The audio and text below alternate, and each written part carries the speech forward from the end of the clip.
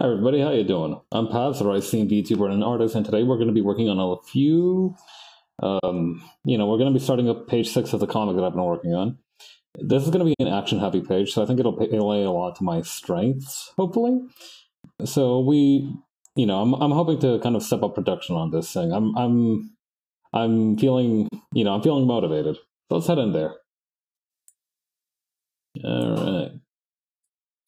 There we go, tuck myself away into my little corner. Maybe I can make myself a little bit bigger than that. Come on now. Alright. Hang on. Something odd has happened here. Doing very alright. Oh boy, it was a good return, especially the moment I just booted it up. That's great. I do hope that's my chat. Oh, there we go. I don't know, for some reason my OBS glitched out, so I was kind of deadly afraid that I had accidentally... I'm somehow peeping into somebody else's chat. Does that ever, does anybody feel like it's kind of up to chance sometimes? I don't know how to put it. I feel like... Forgot I had a deep bond with Meg that a certain cutscene happened.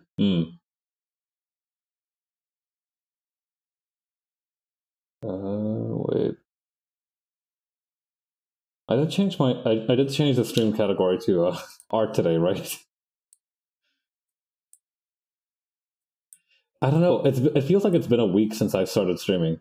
Other than that, how have I been doing? I've been doing okay. Yeah, okay. Everything's squared away. Good to know. Let me start up the music too, or at least the music that's going to be playing during the live stream.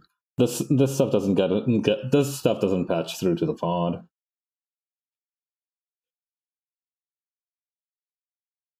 Not in a different tag. Okay, cool.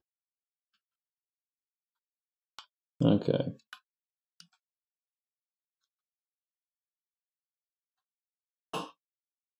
Alright.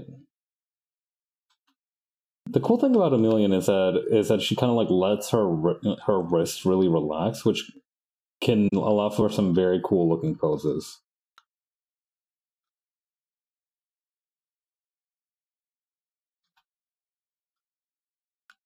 Yeah, it's nice. For now, gonna look and continue being a menace and asphodel. Good on you. Anyway, I because I have a tendency to draw very stout characters, as can be plainly seen from my model. I kind of relish the opportunities I give myself to make really sleek looking characters. It's like variety. Feels good to change it up every now and again.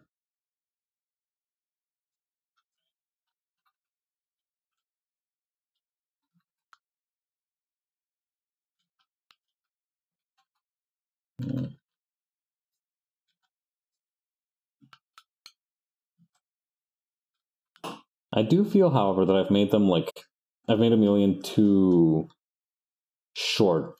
I think that is something that's consistent in my drawings, is that I kind of end up making people with too short of a legs, especially given that Emilian's supposed to have almost supermodel legs.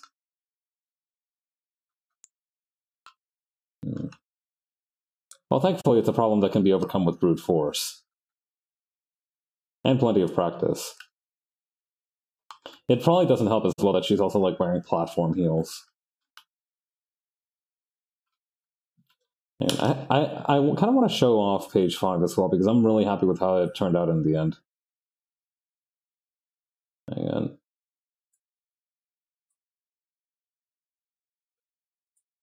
Yeah, there we go. Yeah, in this one we also have a very, very good look at her shoes. So let's, okay. Okay, yeah. Yeah. You've made a great design choice when you kind of have to go back to one specific frame and wonder, to one specific drawing of the character and wonder how you made them look so good. Yeah, that's what I find, at least. Sometimes I will just make a character design and just continuously reference its design page. Back in the day, that used to be actually a little bit of a problem for me, because I used to have issues with getting stuff consistent, right? I used to have issues being kind of consistent in my artwork. It's less. I think I've definitely overcome a lot of those issues, but I think like it's I still have to be conscious of, okay, is it a good character design, or does it just look good in this one specific situation when you can't see a lot of it, or when you can't see certain parts of it.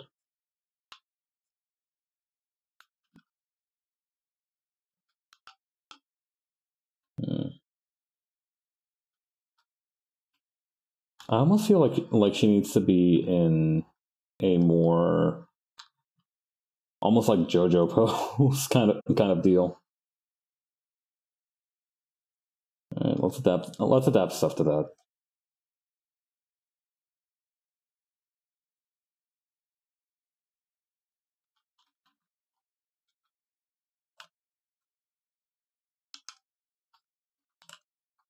Hmm,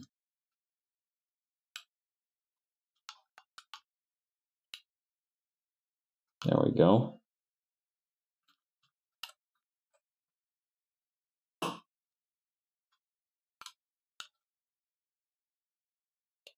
Now the only problem is that might be like too much lean back. Also, the hand's kind of small too. I'd usually use a model at this point, but like I want to get better at drawing stuff freehand. I feel like that's going to be the key to getting better and more consistent at comics.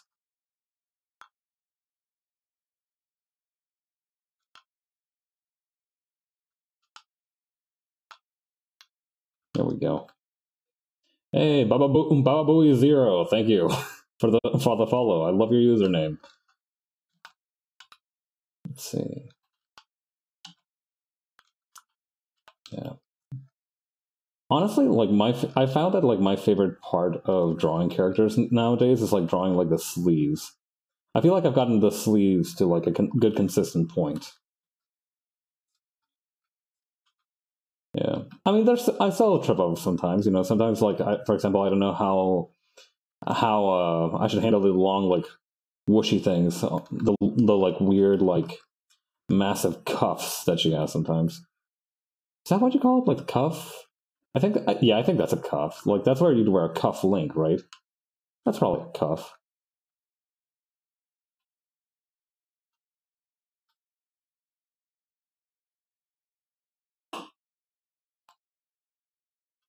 Hmm. Actually, no. This can't just kind of like flag up there because it needs to be like further back almost. Mainly because if it's all the way up here, that means that the pants will kind of like dip over there, and that's not a great look. Yeah, it's been a while since I've worn like Hakama style pants. I think like I did have them as part of one of my like martial arts uniforms for a bit, but I haven't really worn them all that much. And besides, I think those don't really, I think like martial arts uniform Hakama pants are probably slightly different to like actual normal Hakama. Yeah. I wear like these what do you call it? These really crappy Thai fishing pants that I bought off Amazon for like $30. I wear those as pajamas very often. They're very comfy. Yeah, especially in the summertime. They have like a very like nice loose fabric. I know I called them crappy. I mean like in terms of like objective material quality, they are not very good, but I like them. They have served me well.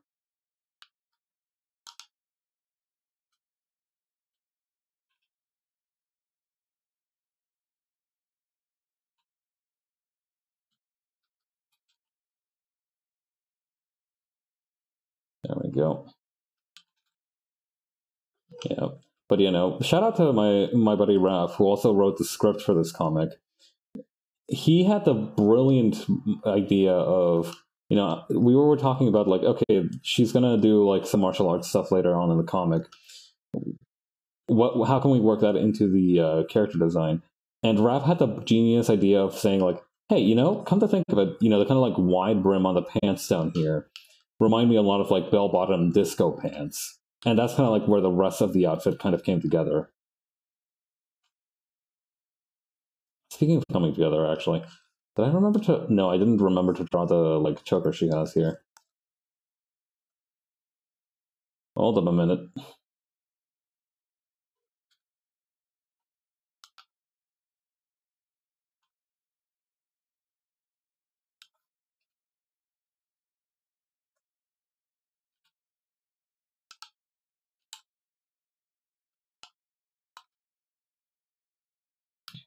Okay, great.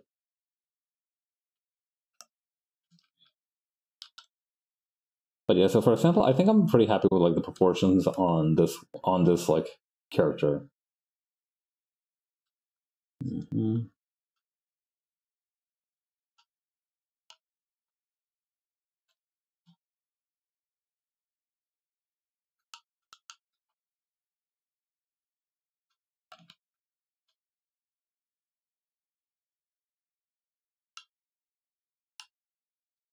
Yeah, I know this.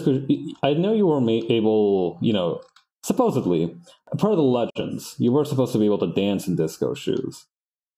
I don't know. Is it easier to dance in heels or harder? I feel like it would be like infinitely harder for me. Then again, I haven't worn heels very often. Yeah, I try to avoid making assumptions about it, like stuff I don't know about. Like I try to avoid like saying like, oh yeah, it's probably like harder or easier to do this. But I'm willing to take it to the bank on that regard. I do think it's probably more difficult to like dance with heels on than without them.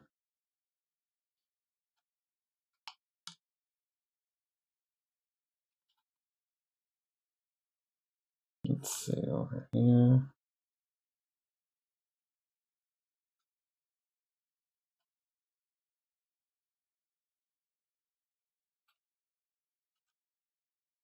There we go.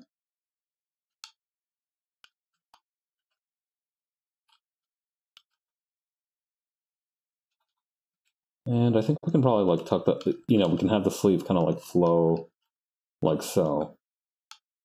And that should be a good enough first pass right there.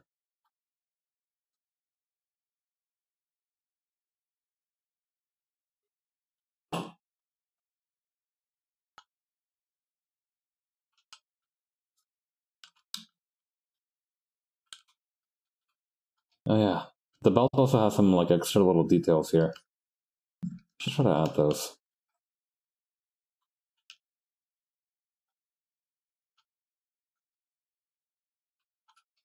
Let's see. No. Okay, I don't know how to like. I think I do need to move the leg up a little bit to get kind of like get the pose that I'm looking for with like one toe out.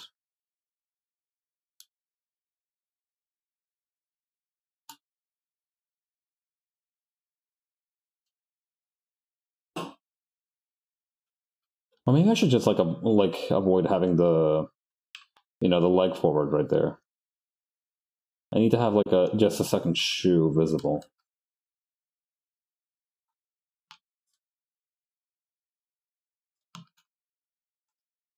Hmm. Yeah, something about this pant leg is bothering me. I feel like it's maybe not dynamic enough.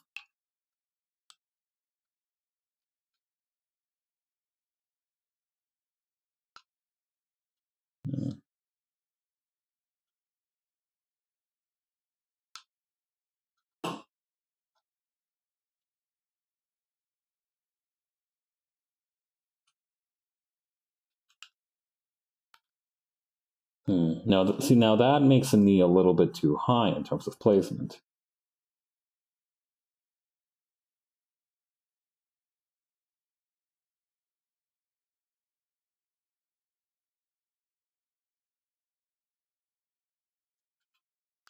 Yeah.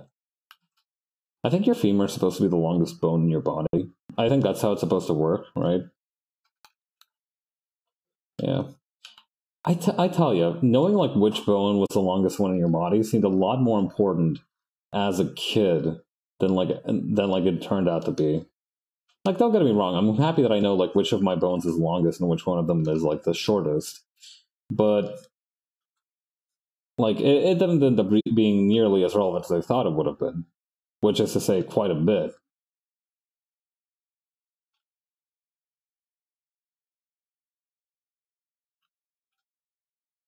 Hmm.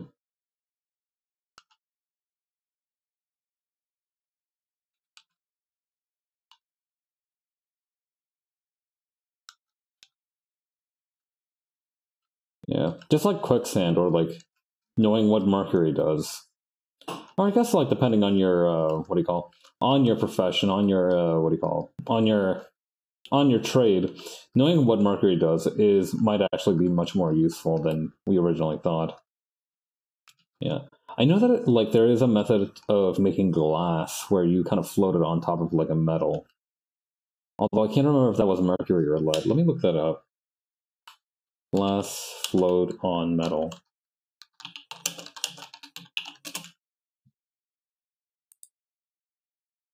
Float glass is a sheet of glass made by floating molten glass on a bed of molten metal, typically tin, although lead and other various low melting point alloys were used in the past.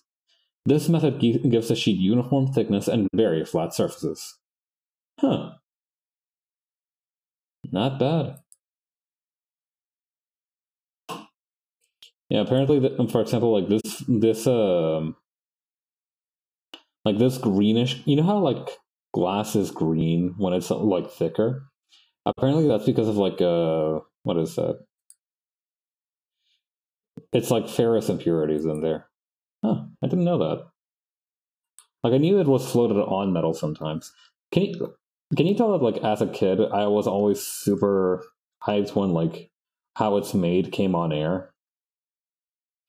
Yeah, I missed out on a lot of those episodes. I was hoping to see if I couldn't find a way to like watch them nowadays because I feel like even though the information's probably outdated by now, it still goes hard as hell. Like I would love to see like some modernized how it's made videos.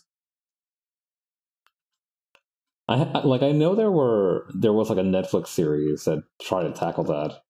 Doubt it got a second season or is even on the like shelf space there and anymore. But I would be, I remember that one being like fairly patronizing for some reason. Probably because it was meant for like children, but like I feel like it was definitely more of like aimed towards children audience kind of show. There was also that one that was like with Nicolas Cage as the host, so like history of swear words, which is interesting. I didn't end up watching too much of that though. Yeah, I'm more interested in knowing how to use swear words, not where they came from.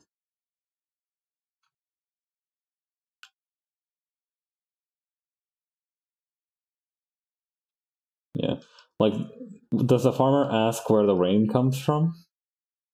Well, no, they probably did ask that all the time. That's probably like a big farming conundrum. Dude, whoever must have like discovered evaporation and the water cycle must have been hyped as fuck. Like, can you imagine being the homie, the like Grecian homie or whoever? I don't know who discovered. Like, I imagine somebody must have discovered evaporation, like even before like ancient Greece, right? Hang on, when did we discover water evaporation?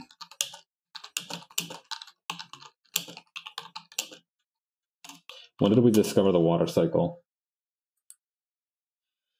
Let's see.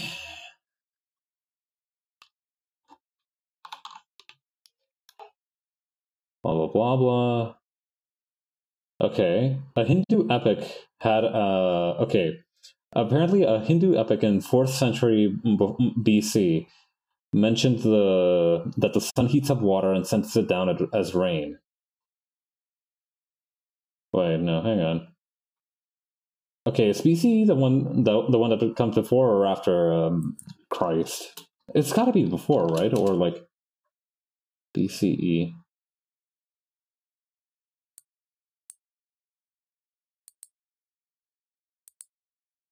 4th century BCE.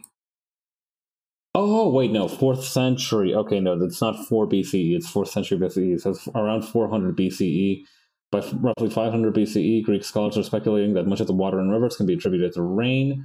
The origin of rain was also known to them. Water rising through the earth contributed a great deal to rivers. Probably not. Huh. It's okay. We started plumbing those. We understood those secrets from around 400 to 500 BC. Wait, no, 4th century would have been 500 BC because of the. Oh, right. I thought it meant like 300 BC because that's how. Wait, no, no, it'll be like. No, it'll still be 500 BC. Man, I am not on top of my game today in terms of like years and dates. I think what would also help maybe with the proportions on this is making the head a little bit smaller.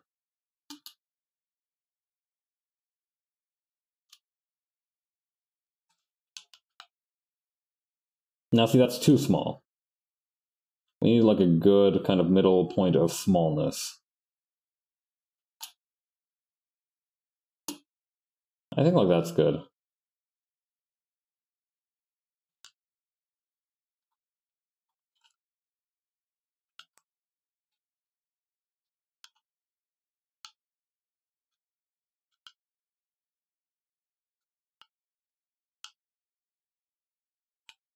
Okay, here we go.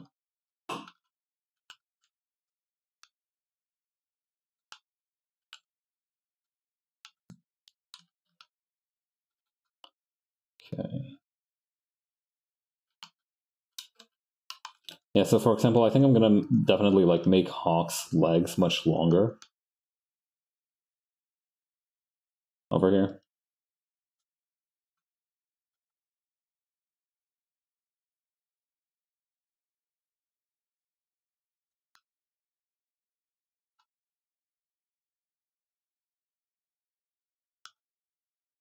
Yeah.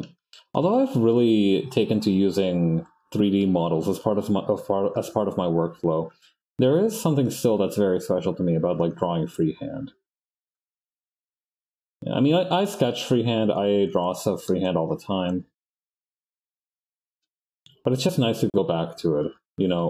Knowing that this is going to be something, you know, even if I know that it's going to be a finished product and it might benefit from having like the poses, I feel like I still do some of my best work when I'm working freehand.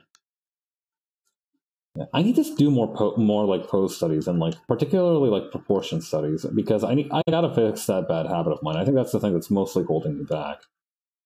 Why don't you just draw freehand all the time? Because I feel like I don't feel confident enough that I'll keep the proportions right. So there's a very simple solution to that, which I'm hoping to adopt. But first, you know, nobody says we can't do it while we're working, right? Yeah, wasn't there like some? I remember reading an art tip one time that was like basically like make your line width smaller, not because it necessarily looks better. Depending on what kind of style you're going for, what kind of thing you do, that's not always necessarily true. But mainly because it forces you to be unable to hide the details behind thick lines. That I remember was like the rationale for it. That like normally if you have like thick lines, for example, like if I have like like a thick line like that, or like if you have thick lines like that, you couldn't really see much of like detail right here, right? Conversely, if you have like slightly thinner lines, you kind of like force yourself to draw in more detail. You have to force yourself to create more language with the shapes that you use. But I think like while overall I certainly haven't adopted that mindset just yet. I do think that or like it's not my thing to go for thinner line art. I do think that there are benefits to kind of pushing that comfort zone of yours, as is the case with many things, right? Like it's almost always beneficial to go outside of your comfort zones for at least a little bit. Baby steps at a time.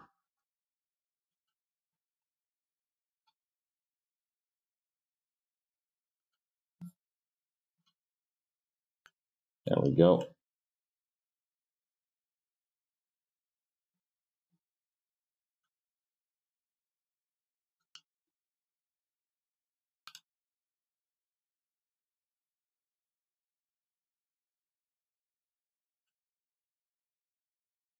All right.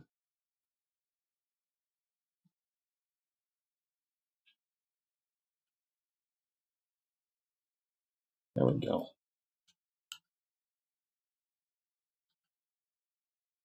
That forearm is too short. Hang on.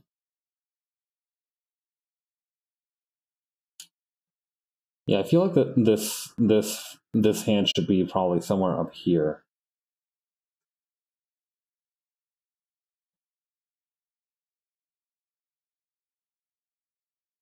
I take a sip of water here.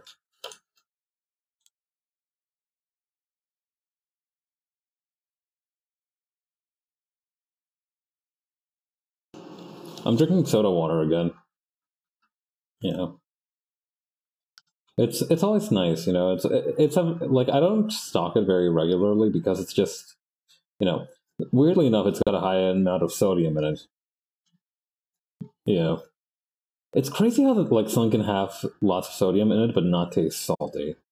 Like for example, like soy sauce, has a lot of sodium. I'm willing to believe that. Soy sauce feels like a very salty thing, but I wouldn't expect soda water to have it. Like not my refreshing beverage, surely. Hang on, I might have to get the gun in here.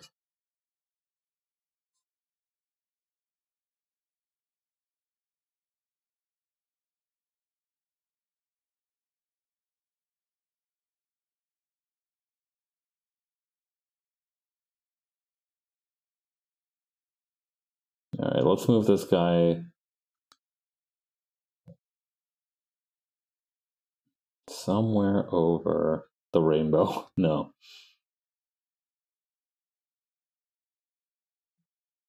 How do I? Okay, there we go. Sometimes the like rotation on this thing is a little wonky.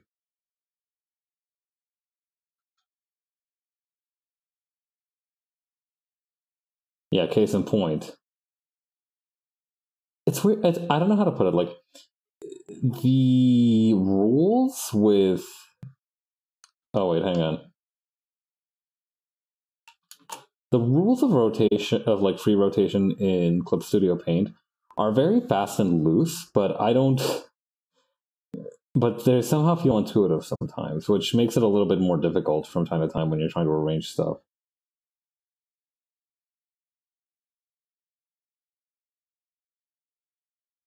Alley-oop.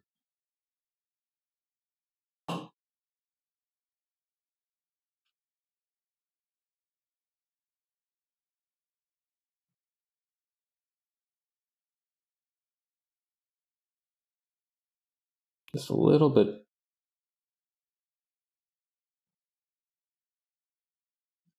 Yeah, I think that should be good. Hmm.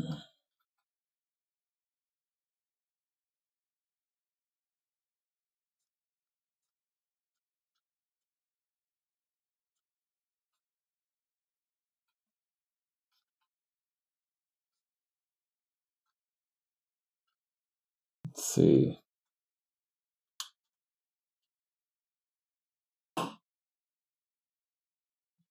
Yeah, actually, it would probably be a better idea to like have the gun. Hang on, I gotta make sure that I'm like keeping my knuckles straight here. Or count of my knuckles. Ideally, your knuckles should always be straight when maintaining good punching form.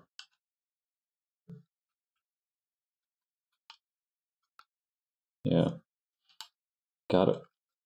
When you read about like proper punching technique and what happens when you don't have proper punching technique, it feels like you earn that fear for life. Particularly if you like have other hobbies that you use your hands for, which encompasses a lot of hobbies on Earth, but particularly for me, art. You can probably like turn a book with your feet if you wanted hard enough. Like you could probably like watch movies without using your hands, but art is something that kind of like necessitates hand usage. At least for me, that's definitely a skill issue.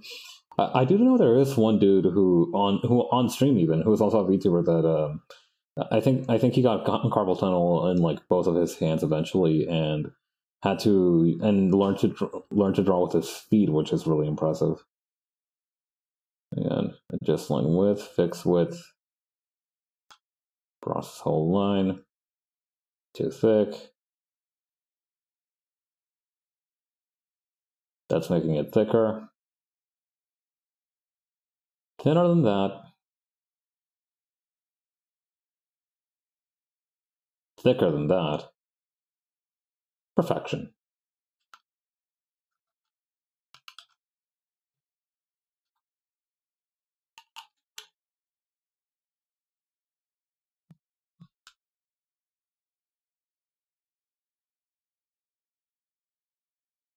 Yeah, just one step thinner, maybe. Yeah, I think that's good. That's a good call.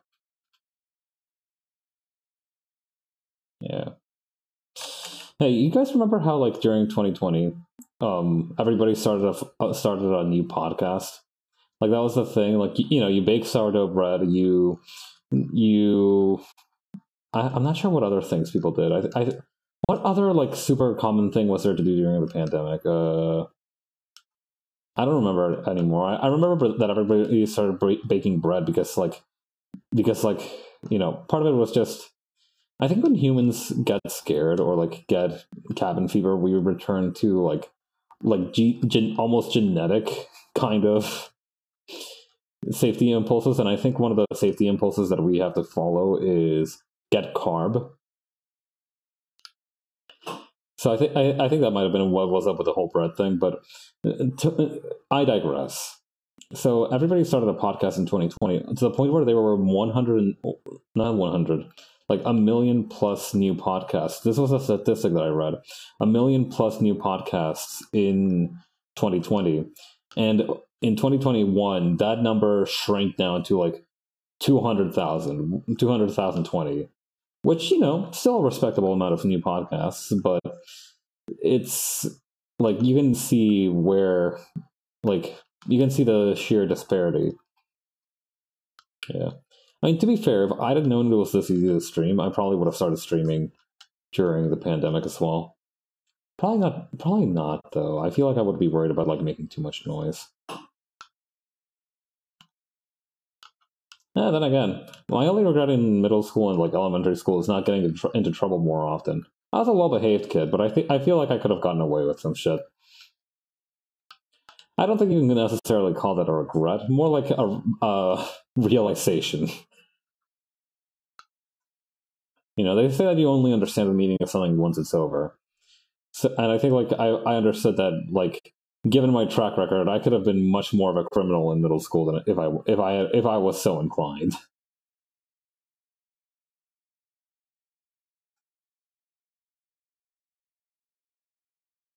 Oh well, live and learn, I guess. I'll just have to be a criminal now. Who am I kidding? I'm not suited for a life of crime.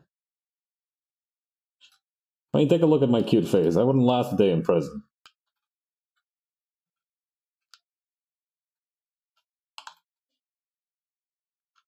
Yeah. I know some people do see my design as cute, which is nice, and that's great. Although one person one time described it as scary, and I'm like, okay, yeah, I can see that too. Sharp teeth. I well, no. If all it takes to scare you is like sharp teeth, I can understand that. But I also like, you know, that I think you're definitely kind of in the minority if all it takes to scare you is to just slap sharp teeth on something. You know, man, I will say like the fact that nowadays there's like an entire game genre, right, of like cheap ass horror games that essentially try to rip off the design sensibilities of Five Nights at Freddy's, right? Like where they have like, oh, it's like it's this like children's thing, but like scary and spooky, and look, it has teeth, sharp teeth. Arrgh. And I think like I do think that's a net negative overall, but I do think that it's led to some of the funniest shit I've ever seen. Like that Poppy Playtime thing, right? Like the blue creature from the first act of that game. I never found it scary. I thought I thought that was a funny little guy. Like I legit thought it was like just a meme monster like that somebody made up, like the Siren Head. I actually knew the artist who I didn't know. I followed the artist who made Siren Head before they got popular for like long cartoon cat or like Siren Head. But eventually, like it started getting annoying following them, so I just stopped following them before like any of that shit blew up. And now it's all over like Coco Melon or whatever. Yeah, I do wonder if that's going to have like long term effects on like the next generation's what do you call self preservational senses. The idea that like if you make all their media have like this kind of horror undertone, if they see like a Googer or something out on the rocky trail, are they going to be like, are they going to know that it's evil, or are they going to like underestimate it? You have to ask these questions. It's our responsibility as creator to understand these things. Granted, I think most kids are still smart enough to know that like wildlife should be respected. Yeah. Good old Mother Nature has not fucked around for a single day in her life.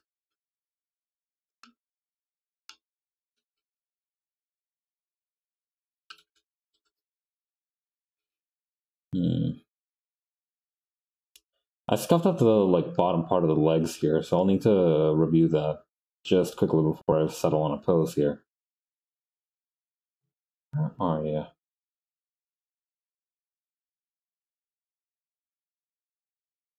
No, here it is.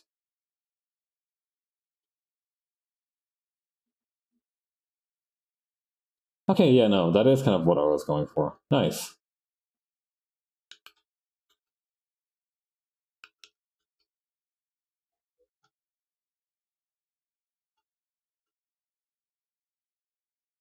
Okay.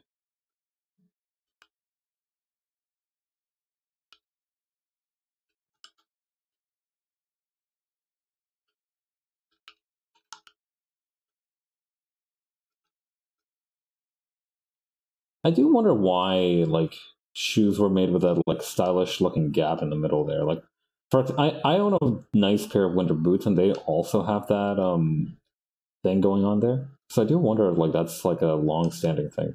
I imagine it's got something to do with like snow or something. Because I know that like most places that don't get snow end up developing like either go barefoot normally or they end up developing like flat soled stuff, shoes, footwear.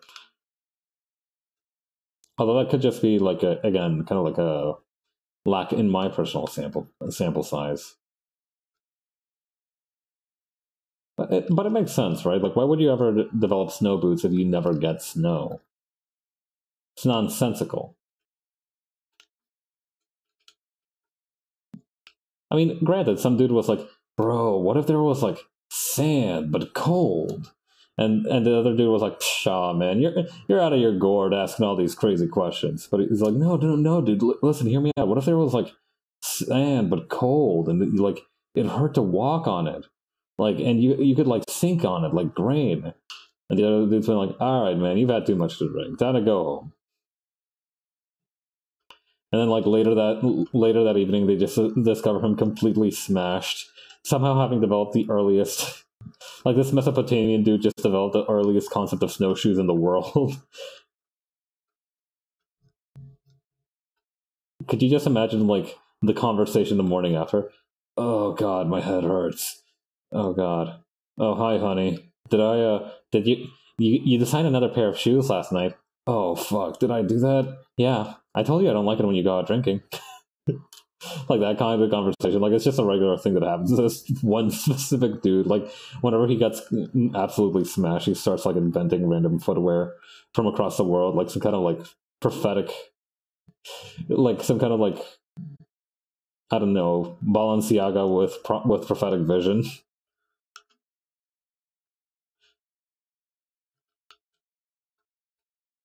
No, I don't think this is gonna work. Hang on. I think maybe what might be a better idea is to go from the leg out.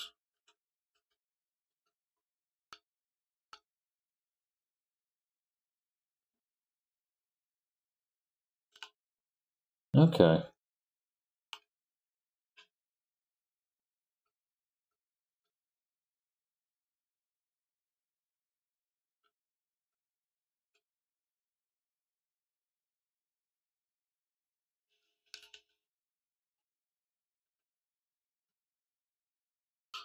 There we go.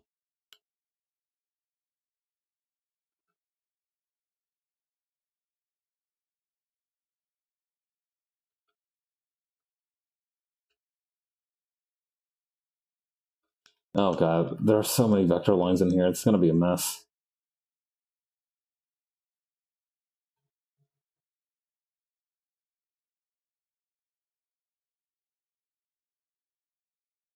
But yeah, imagine if you had like the gift of prophecy, but all you used it for was for designing like weird shoes. Oh, hey, Sepulchre, thank you for the raid. How you guys doing? Hi, Cypress. Hi, everybody. How you guys doing?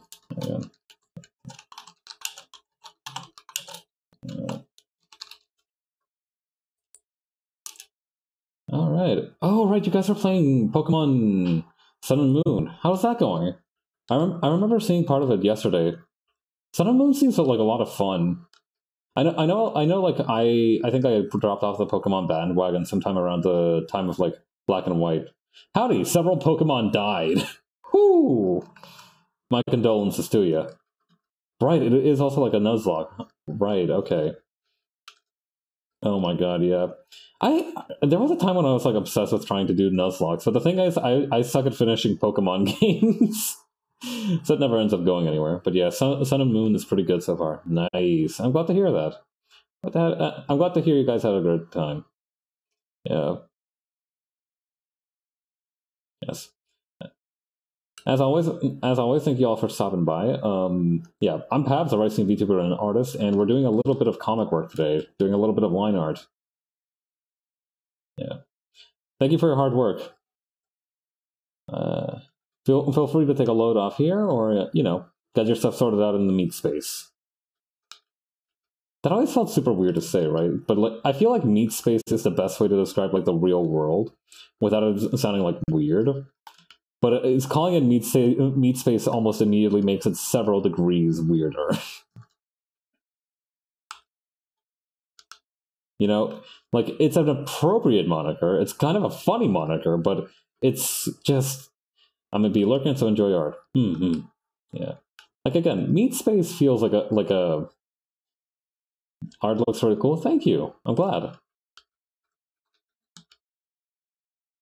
Should I get them her back pocket? I think so. Oh right, she also has like a utility belt. I need to remember that.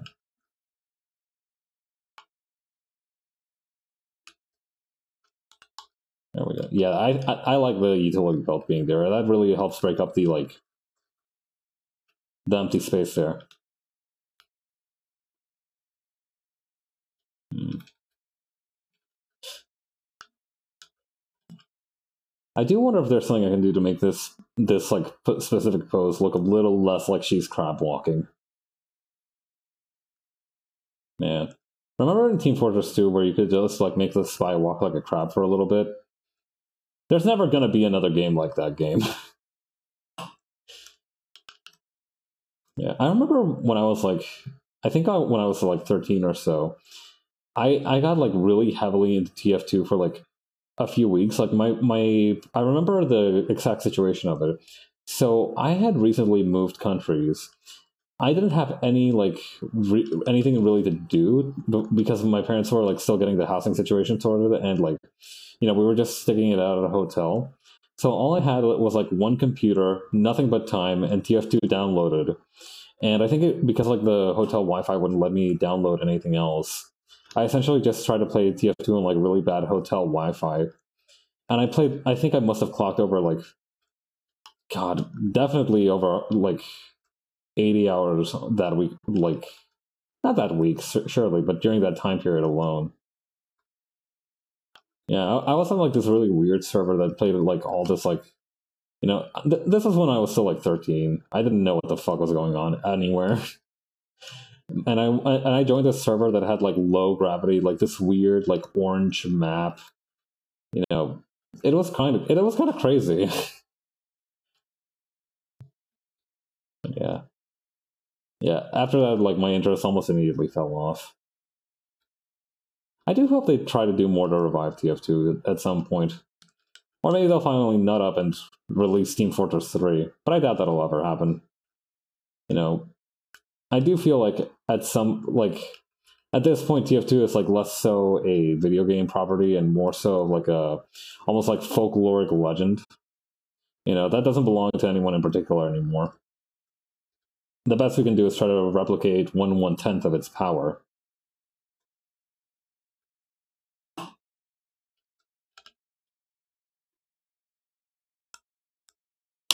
Okay. Oh, crunchy wrists. Okay. Now to draw the maids.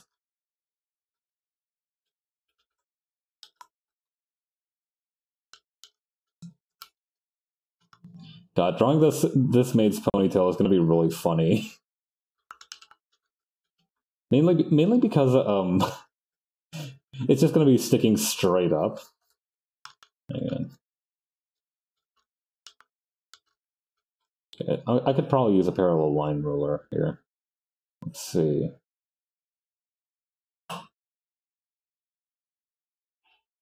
Yeah, I'm glad I took a minute when I was like.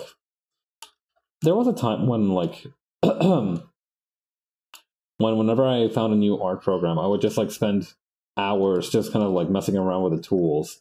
And I'm glad I didn't grow out of that when I think I grew out of that when I tried Blender for the first few times. Yeah. In most art programs, if you start messing around with buttons that you have no idea what they do, it lets you do some crazy, interesting stuff. When you mess around with buttons in Blender that you don't know what they do, nothing gets done. It literally just borks up your entire thing.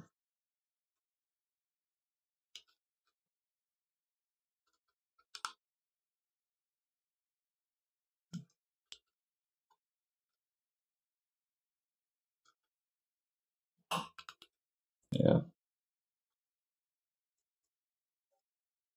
Gonna have this one's this maid's hair bun is just gonna be like a flying Photoshop filter.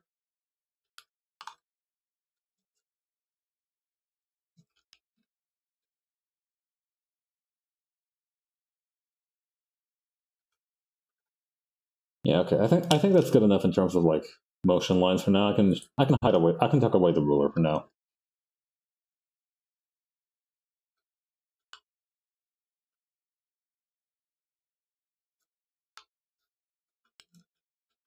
Okay. Okay, that's not very circular. Perfect.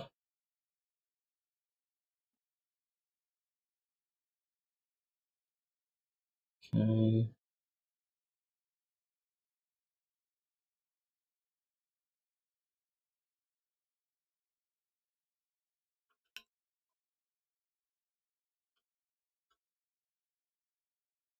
Oh, probably also gonna want some on the little eye slits here.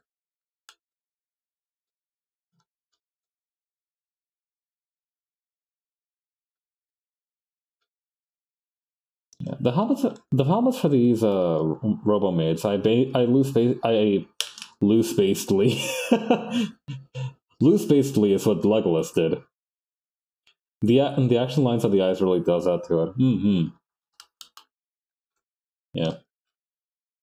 I was about to say that it's a shame you can't use the fill tool on like vector layers, but honestly, it's probably for the best. It's no good to be too powerful.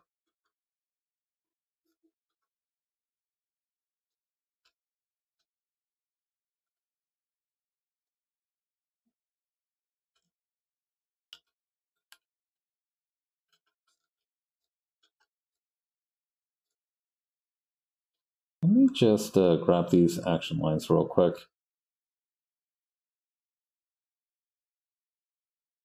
There we go. Actually, let's tighten the spread a little bit here.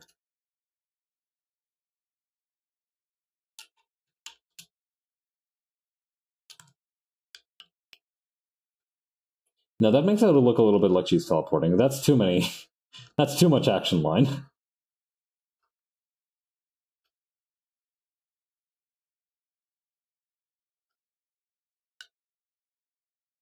Nothing personnel, Goshujin Sama.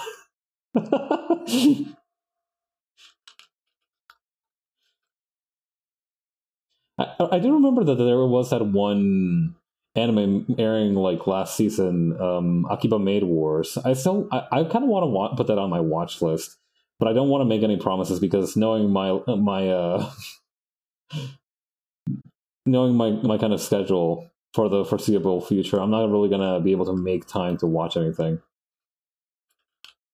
Yeah, same. It looks wild. Yeah, everything I've seen about it is just absolutely nuts. Connect vector line. Yeah. I discussed this idea with a friend of mine the other day. Like sometimes there does feel to be like Like sometimes it does feel like some pieces of media exist just because they needed to exist. Like for example, like Sharknado. I feel like that needed to exist. It's not necessarily good, but like it needed to exist. Does that make sense? Like it feels like like there was a missing component from the world before Sharknado exists. Like if somebody hears about Sharknado, their immediate thought isn't just, wow, that sounds kind of dumb. It's also, okay, yeah, it makes sense that there's a movie about like a disaster movie about like sharks. What was I doing? Right, redraw vector line width. And I feel like Akiba Made Wars kind of fills that category as well. Like, in no sane, rational universe, Sharknado filled a niche of disaster movies and water horror movies. Yeah, yeah, yeah. But yeah, like in the same vein, I feel like in a more rational universe, Akiba Made Wars wouldn't have been a thing that was made. Made. Anyway, but I feel like it's good that it exists. Like I feel like it needs to exist. Because from as far as I can tell, right, Akiba Made Wars' plot is that like for some reason maids in like the Akihabara district are engaging in all-out warfare, and for some reason one of the maid cafes just happens to hire like an ex-mercenary or like the equivalent of like a ex-zapatista or something. Hang on, let me look at the what do you call the Akiba Made War synopsis.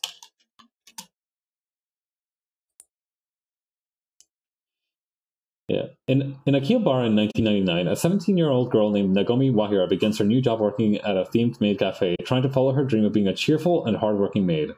However, Nagomi soon finds the world of maid cafes in Akihabara is a lot more cutthroat than she anticipated at first. Huh.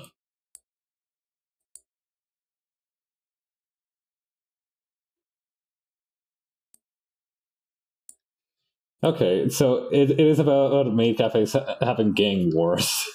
Yeah, getting fights over customers and territory. They turned them into the Yakuza.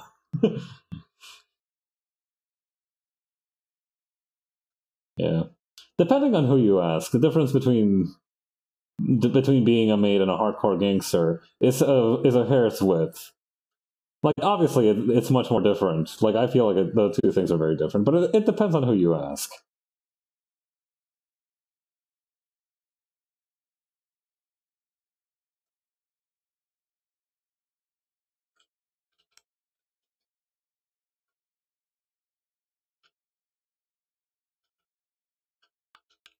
What was my design for these guys again? Hang on. I remember that like one part of the sleeves is like puffier than the other, but I don't remember which part it is. Not you. Here we go. Oh, not this either. There we go. Ah, okay.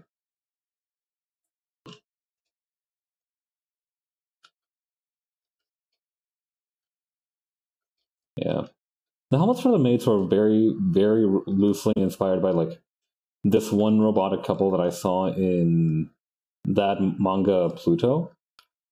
I remember reading bits and bobs of Pluto, and I found it like super compelling, but I wasn't able to keep up. Like there are times when you just stop reading something because like you stop being able to keep up with it, right? Like I feel like that's what happened to me. Like I didn't manage to keep up with like the plot too well. I know that like Pluto is supposed to be based on like you know how like HBO will make like grittier action live action remixes remakes of their of like normal properties. It's kind of like that, but they did it to Astro Boy, and it actually turns out super fucking good. Like I cannot stress it enough. Pluto is really really good. That was me with One Piece in 2015. Sheesh, yeah, that was me with One Piece. When did I drop off of One Piece? I think it was definitely after the Alabasta arc. I think like yeah, I think it was during the fucking Skypiea arc that I was just like, okay, yeah, no, this is getting too much for me. Yeah, yeah. I used to be a huge fan of One Piece when I was like a kid. Like the thing is, right? Growing up in a Latino, like growing, I was like 7 when I left my home country, but up until then, all the anime that I had access to were essentially Latino dubs of like 1990s, 1980s anime. Any manga that goes over 1,000 chapters should maybe consider ending soon. But then how will Shonen Jump print money?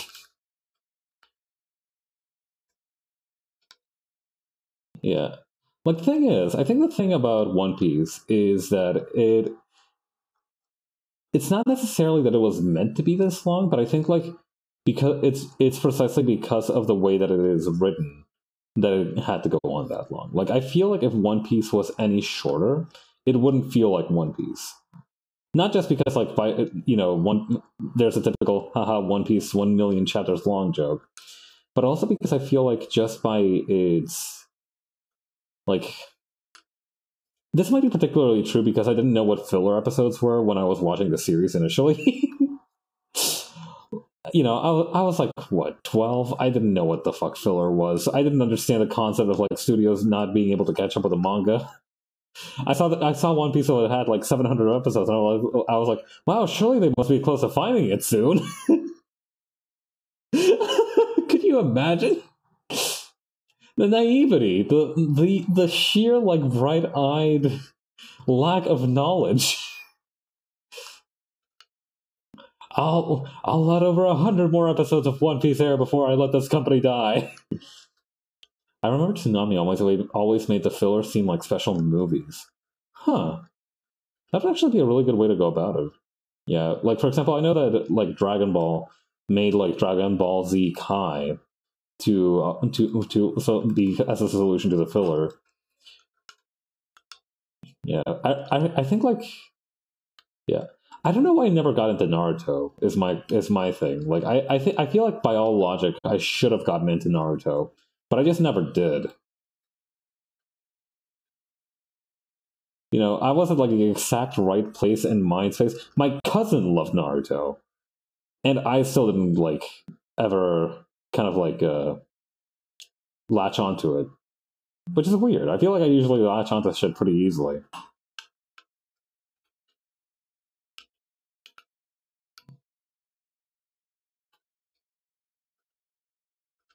There we go.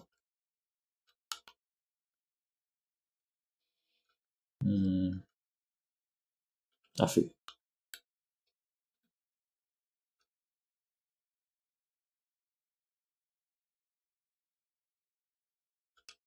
Yeah. Something that I do regret not being old enough to understand at the time was the fact that I got to watch. I mentioned earlier that like most of the anime that we got, and I didn't understand what anime was as a concept back in that time. I didn't understand that there was like in my tiny 7-year-old brain, I thought that all media was produced in Ecuador because like that's just the only place I'd ever known. Like I couldn't conceptualize like places outside. Like I knew that 2 places existed: Ecuador and the United States, and I thought everything was made in Ecuador. That's kind of like that one was on me for being like 7 years old at the time. But like anyway, I mentioned earlier that the only stuff that I used to air before we got One Piece was like 90s anime, and one of those anime was Inuyasha. And I kind of feel bad that I never like got to like get in the right headspace to experience that because I feel like I would have been a fundamentally different person if I understood the plot of Inuyasha.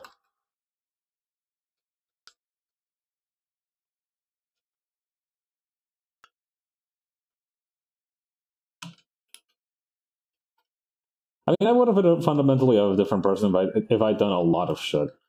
Like if I'd read Slam Dunk, the Inuyasha anime is notorious for never ending. Well, the good news is I would have been too stupid to understand that too.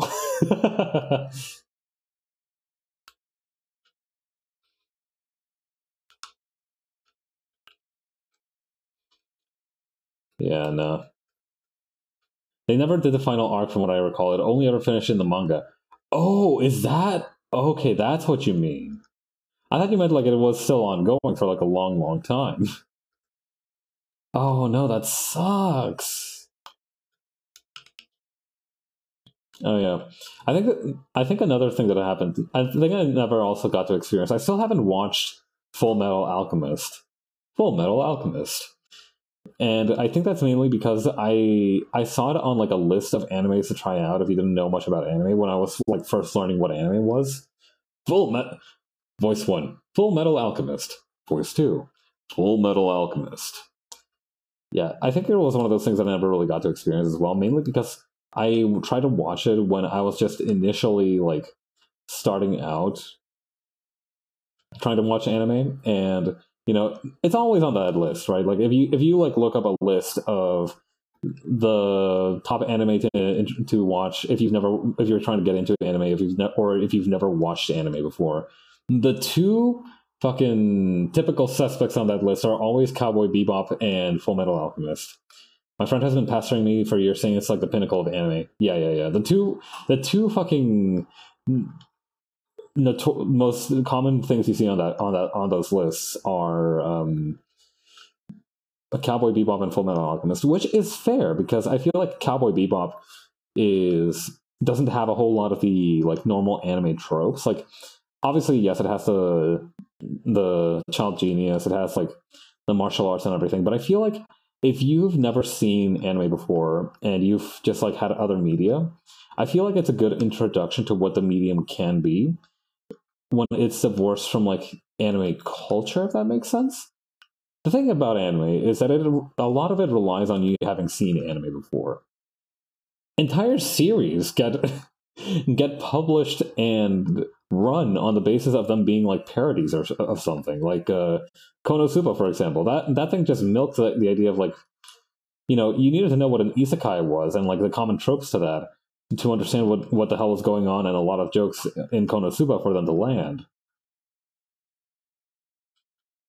But for Cowboy Bebop doesn't really have that. It's just kind of like there. It's just kind of doing its own thing. I feel, from what I understood from the few episodes that I watched.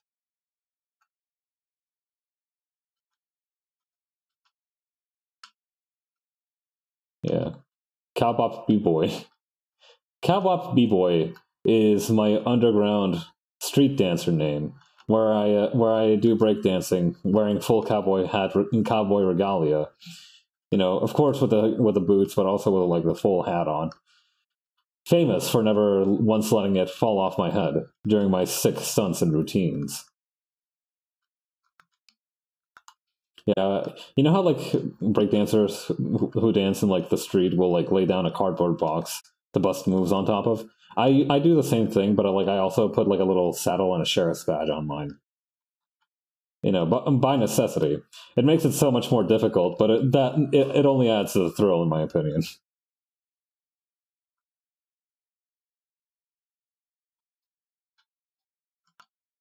But yeah. Anyway, circling back to the point that I was trying to make, like I would have been a fundamentally different person if I had been exposed to a lot of different shit. Like for example, I would have become a jock if I had read Slam Dunk in middle school. Like straight up, I would have become a jock. That's the kind of amazing thing about Slam Dunk is that it makes you want to take up a sport, even if you're not like a particularly sports oriented person like me. Like I love martial arts, but I don't consider those sports, right? Martial arts is like a brother to me. Well, no, that's not really true. I mean, martial arts is just martial arts. Like, I feel like now martial arts is just like a fundamental part of me. I say this without having like trained it in like particularly rigorously. I've never really like done a martial arts program for more than a year at a time. But I feel like I love it enough that that doesn't really matter to me. Anyway, yeah, Slam Dunk. Actually, speaking of things that would be good to introduce people to if they've never seen anime before, I feel like Slam Dunk is actually a pretty good one. Yeah. It's absolutely nuts to me that the dude who did Slam Dunk, his other two most famous works are another basketball series, which I think is called like Free or something. Wait, no, that's a swimming one. What the? What's the like other basketball series called? Hold on, Slam Dunk.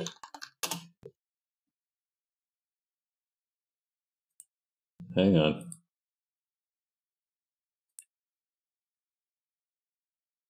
Takehiko Inoue, right? That's the guy who wrote Slam Dunk. What else did he write?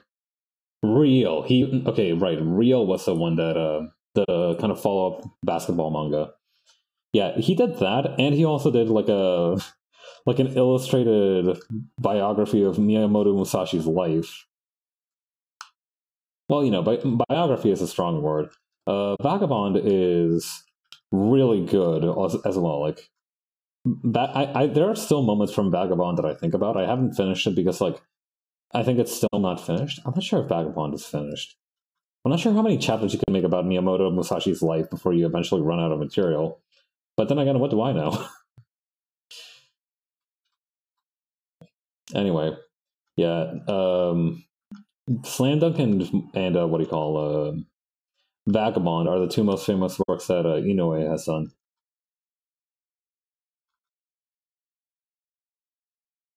There we go.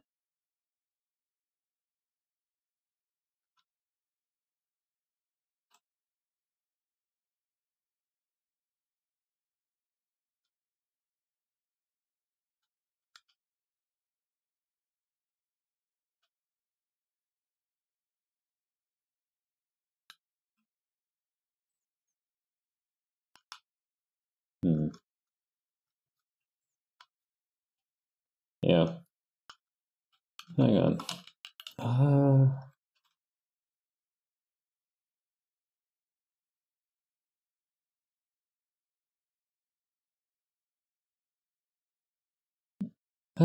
Wait, no, hang on.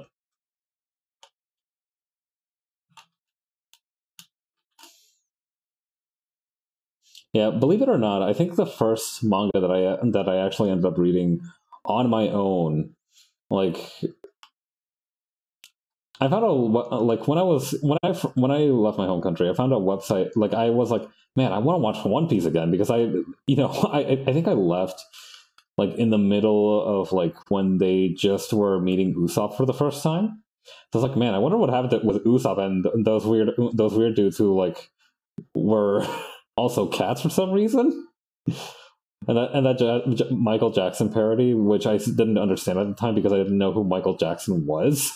I was like, damn, I wonder what happened to those freaks. So I ended up, finding a website where you could legally watch anime online, as you do.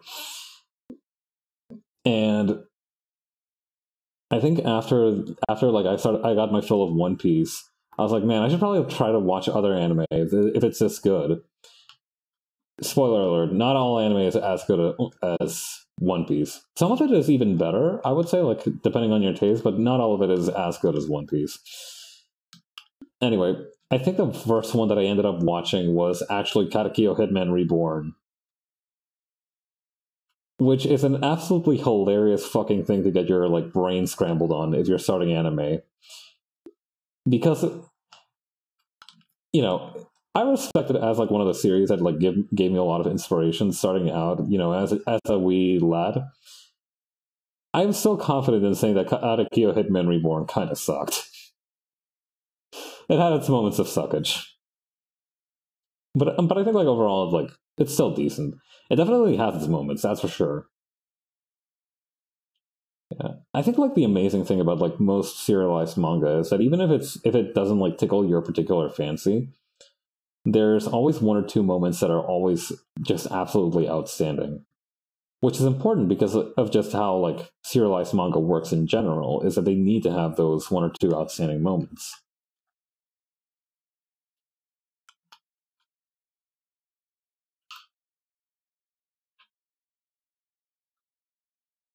Hang on.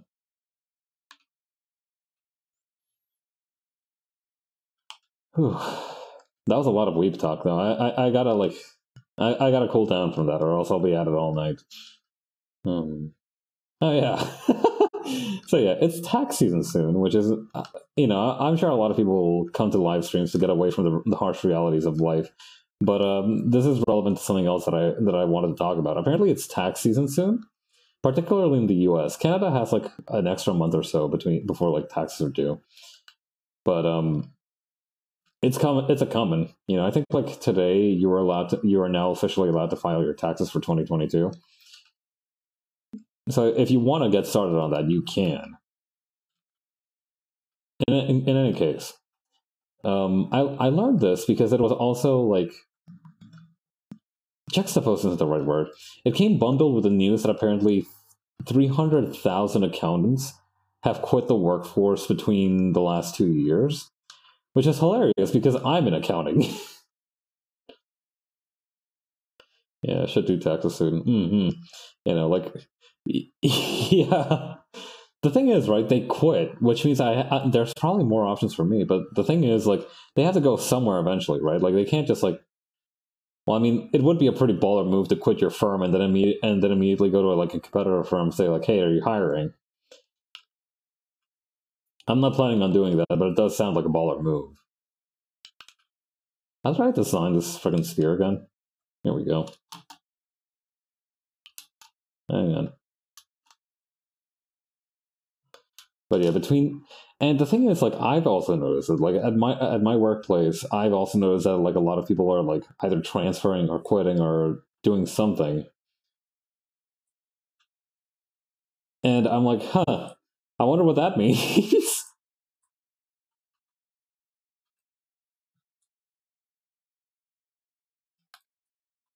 Yeah, I'm sure it's fine though. Like, at least I personally am very satisfied with my work right now. Yeah, I mean, obviously the going gets tough sometimes, but I feel like I'm having a fairly good time with it. There's nothing I'd rather be doing. So that's almost mean. Although it is true that like there's nothing I'd rather be doing right now than what I'm currently doing. I feel like that doesn't give enough credit to like. I do enjoy my work. Like that is a fun thing that I actually enjoy my work, especially like when it comes out right. Yeah, the workplace is nice too. Yeah, enough bragging about my job though. Happy Lunar New Year's to everyone as well. I think I forgot to say that back in the day. I know I drew a hang on, a Lunar New Year's piece not too long ago, but I think it only officially happened last Saturday. So yeah, happy Lunar New Year to everyone. Year of the Wabbit, huh? Yeah, the water rabbit specifically.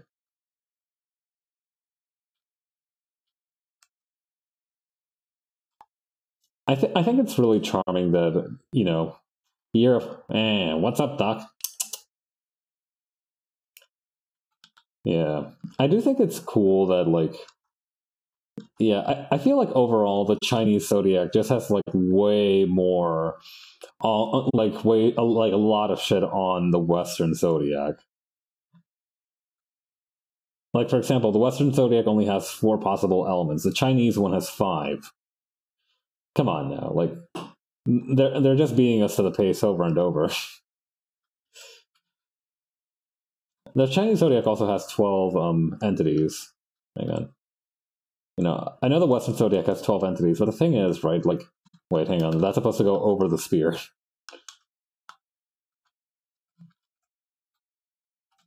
Also, I gotta finish. Okay, so that's how she's holding it. Then I feel like the handle would have to come up like this.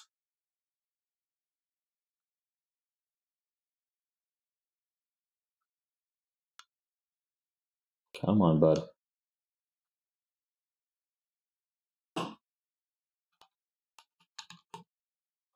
But yeah. Also, the Chinese zodiac has a dragon in it, which I'm pretty sure the Western zodiac doesn't have. So yeah, score another point for the Chinese zodiac.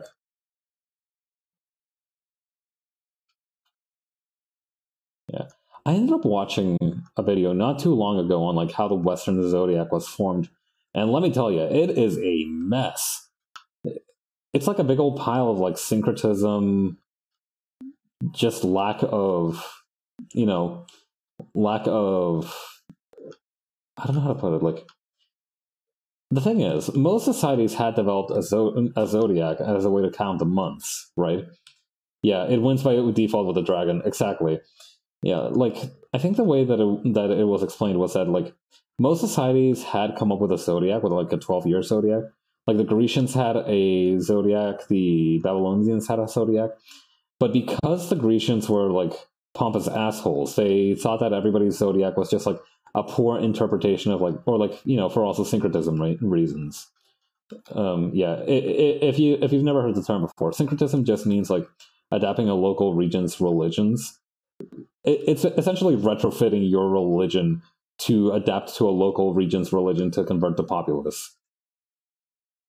So, for example, like the Grecians wanted to convert a bunch of the like Babylonian entities to like Grecian entities, like Zeus and like Dionysus and everything.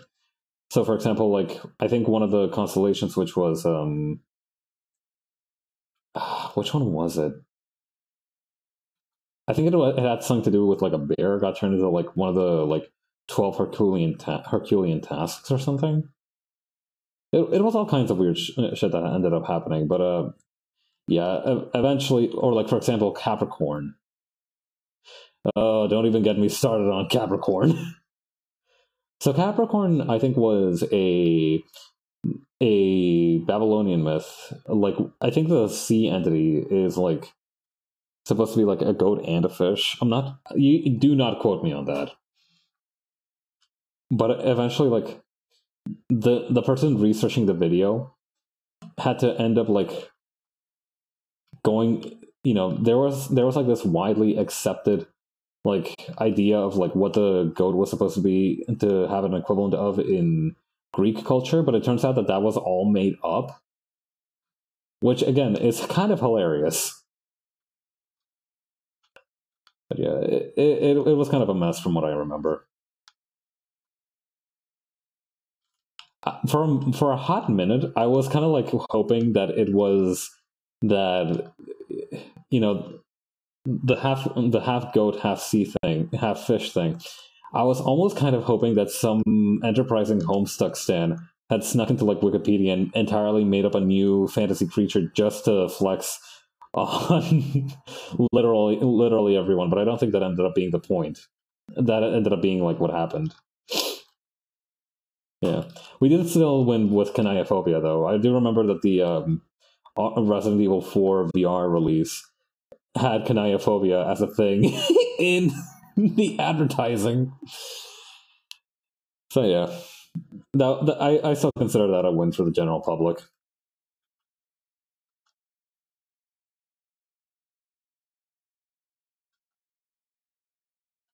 But yeah, oh yeah, another thing that the Chinese zodiac has said the Western one doesn't. The Banui. Win for lesbians. Yeah, I forgot about that. A win for lesbians everywhere. Truly, truly. God, I really like Kanaya as a character in Homestuck. I feel like she was nice. I feel like she had it together the most out of anyone there, and I think that was supposed to be the impression, right? She became like the least one of the least complex and most fun characters to follow simply by having like emotional intelligence, like basic emotional intelligence.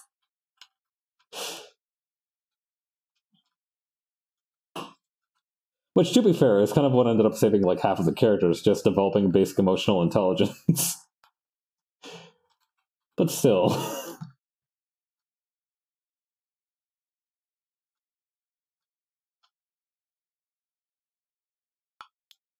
Let's see here. Kanaya was one of the nicest trolls. She also has the highest on-screen kill count, barring antagonists. Well, she's a tailor, but yeah. Well, I guess that word is seamstress. I think the term she used was seamstress, not a tailor. Yeah.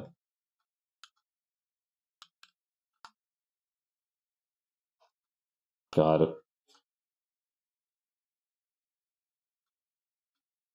Yeah, it did end up being super weird how like a bunch of the nicest trolls were also like somehow the deadliest. Yeah, like I think like Fairy was noted to be like fairly strong. Like, she was like She was nice, but I don't think we ever really got a feel. You know, we didn't know her long enough to like get a feel for how strong Clefairy was. But I feel like she would have been like fairly strong. She could drag a whale. That's true. I did forget that she did that literally as her first on-screen appearance. She did drag a whale that one time.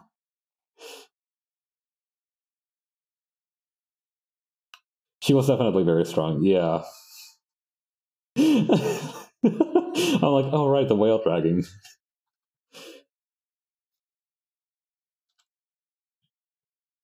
Yeah, side games that let you talk to her do go into that a bit.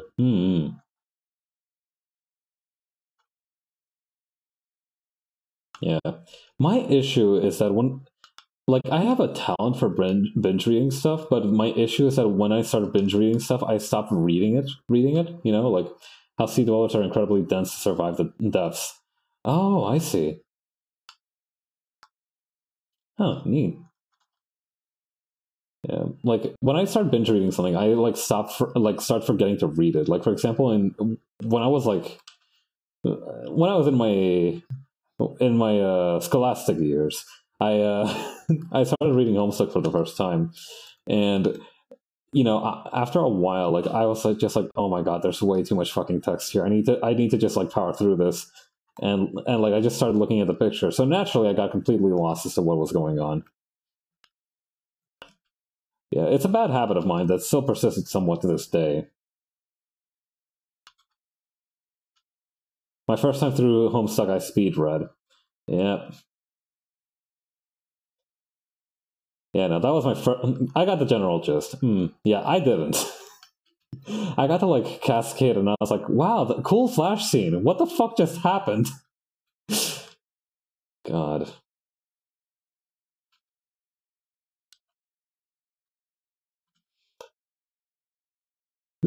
like it was that one response was like, I'm not reading all that. Congratulations, or I'm sorry, I guess."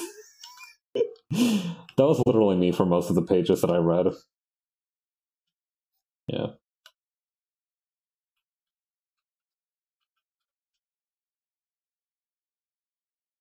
and I feel like this part needs to be flatter again.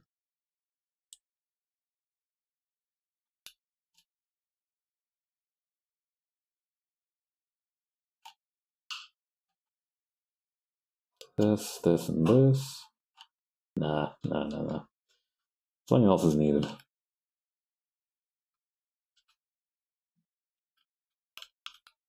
I think that should do it. Yeah, weapons for me are still one of the most difficult things to draw. The shaft is looking a little thin up there. Hang on. How are we for time, by the way? Oh, we still got another half an hour we can go.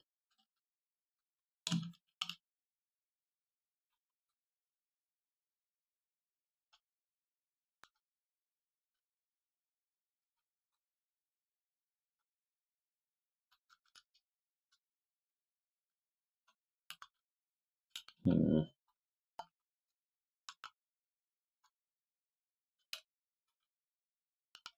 I'm gonna put a bunch of like shockline effects over here, so that's not really worth messing up super much.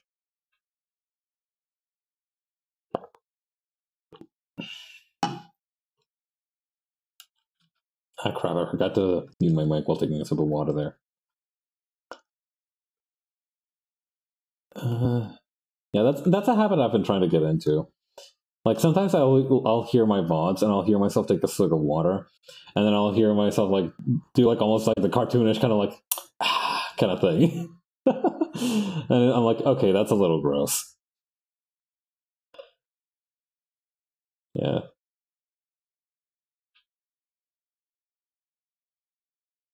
I do like the Fallout New Vegas sound effect for when like you drink Sunset Sarsaparilla. I almost called it Suspect Sarsaparilla, and I like went into a timeline where there's like Among Us memes on the Sunset Sarsaparilla bottle caps.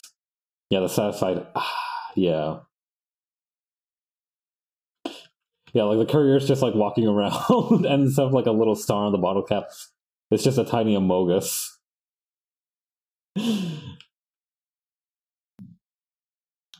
List of mods to make when I know how to mod New Vegas. Among Us soda. I am almost certain that had to be a thing. There's no way that wasn't a thing.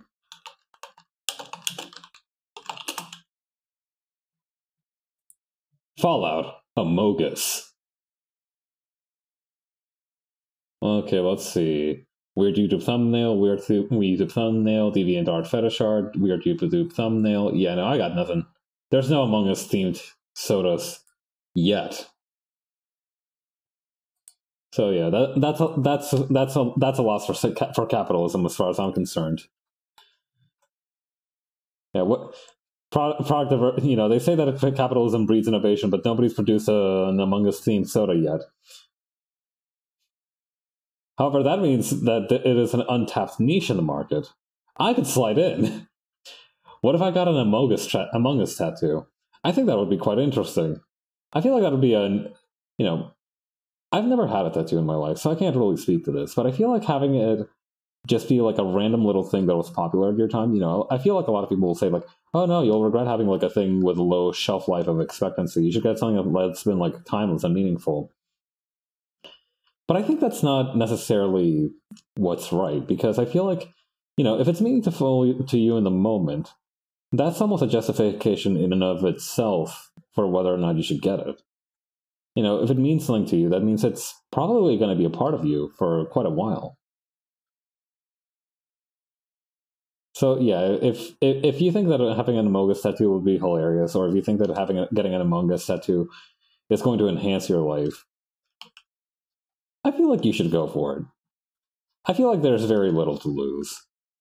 Yeah, a little bit of skin real estate, but you lose that too by like just drinking water that's a little too hard sometimes. Why not? Live a little. It is super fucked up that you can get pimples from drinking hard water, or from eating candy bars, or literally from anything.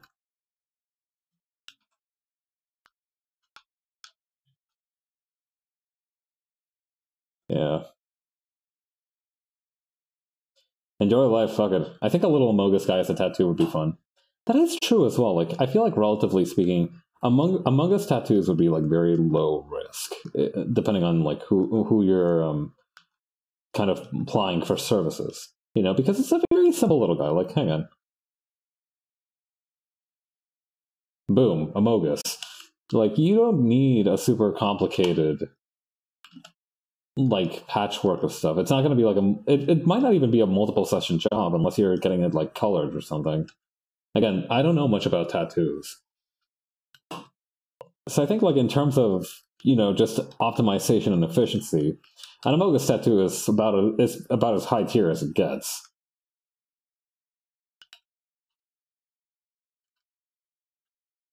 Yeah. There is like that kind of like financial component, right? Like, as well. It'd definitely be an under an hour thing, unless you get like a Yakuza back tattoo of the Amoga. God, that's gonna be in Like a Dragon 2. Ichiban's gonna like Ichiban's gonna be like Ichiban's gonna be like throwing his coat to the side, and you'll see, and like below the like koi fish tattoo that he has, you'll see a little Among Us tramp stamp right above his ass.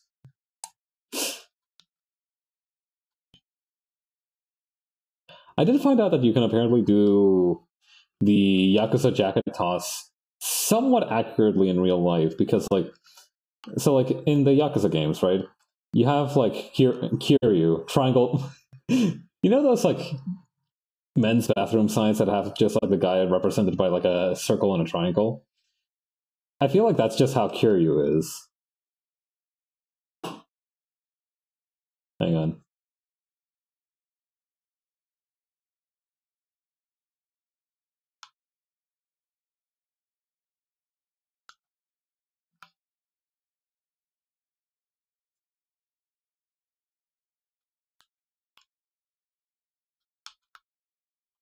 All Yakuza wear the tearaway clothing stage actors use.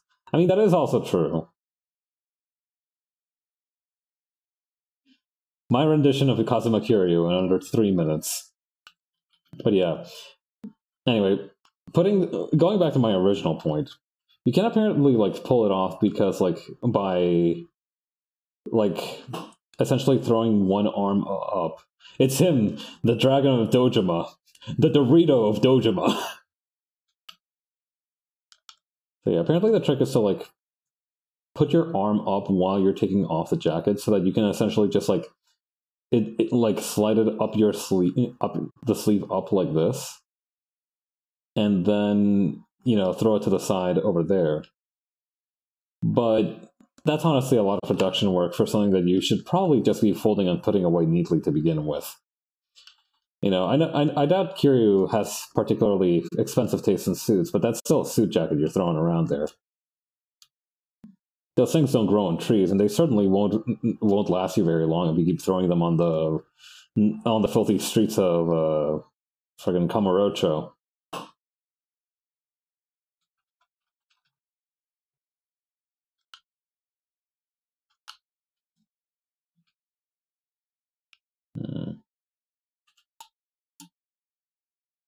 God, Kamurocho's.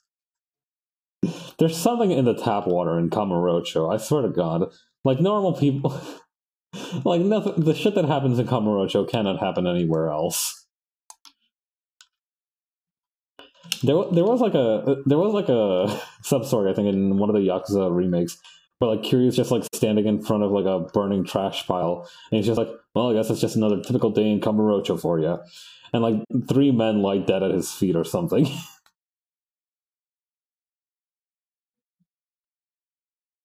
Kamurocho is the Gotham of Japan. There's 20 crimes per capita. Yep. Yeah. Yeah. Kamurocho is also protected by a genius billionaire. Well, genius might be a bit of a stretch, but protected by a genius billionaire. Except Kiryu made all his billions in like the 80s and lost most of it, I imagine, somehow. I'm guessing a lot of the money he would have made during the events of Yakuza 0, at least the mini games. I'm not sure how much money you need to actually beat Yakuza 0. It could be a very low amount. So assuming he didn't do any of like the real estate shit, but I think it was confirmed that he did the real estate stuff like in some of the Kiwami remakes. Yeah, I imagine that most of the remember lore-wise he put most of his savings into the orphanage. Yeah, I was gonna say like either definitely either into the orphanage or like into the Dojima family, because the burst of the 1980s real estate bubble in Japan was kind of bad. Right. We have like the little like AirPod things over the ears. I need to do that for the other maid too. While I'm at it, I knew there was something missing from the sides of their heads.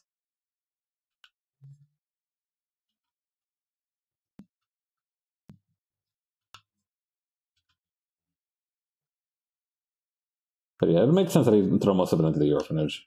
Yeah, they can't hear us. They've got in their AirPods.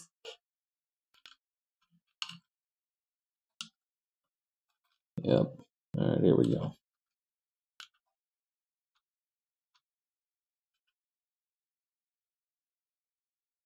Yeah, I think that joke is even funnier for robots because in theory, one, robots don't really need like earphones or anything. Like in any just society, robots would just be able to listen to music whenever the hell they wanted. Music is just data, right? They'd play like a fucking sexy back .exe and they would just start hearing Usher just kind of like moaning into their ears. It'd be very easy for them, I imagine.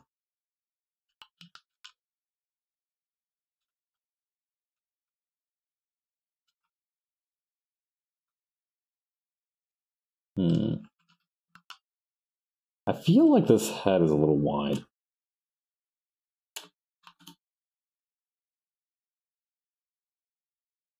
Little less. No, that's too narrow, conversely. Yeah, okay, that works. I think that's good. It ruined the perfect circle. Which reminds me, actually, can't I just like hang on? Can't I just kind of like reach over and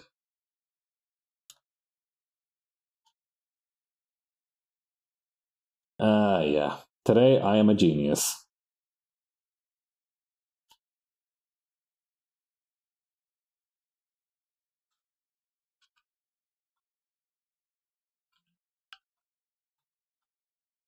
Actually, it's gonna bother me if I don't redraw the line width a little bit on this thing. There we go. Hmm.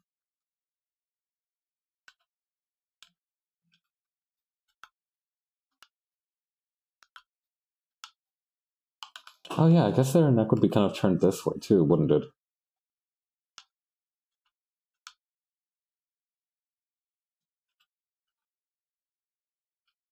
There we go. Oh yeah. Recently, I've been trying to catch up on the VOD for the Wrestle Sanji event that's been going on. So apparently, among the ways to greet the new lunar year, there are some traditional ones, such as like eating rabbit candy or like moon cakes or what have you. Apparently, the folks at Niji Sanji Productions thought that the best way to ring in the new lunar year was to have a wrestling competition among their talents in like one of those WWE games. And honestly, I think like it's been like, yeah, what can say auspicious new year and long and prosperity more than mashing a man's face into cold hard mat? I can't think of many things.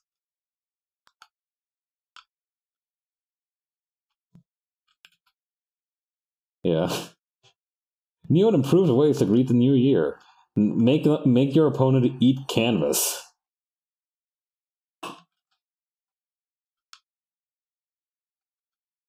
Hmm,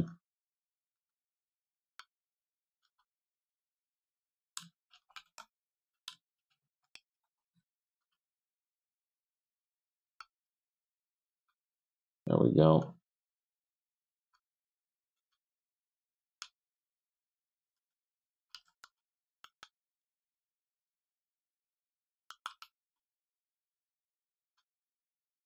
Okay, and then just kind of like sweep it up like this.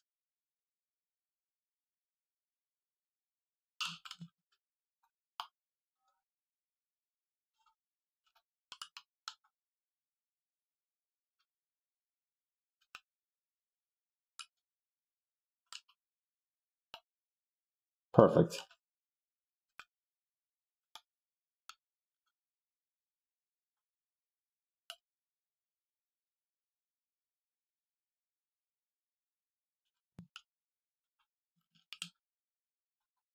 Okay.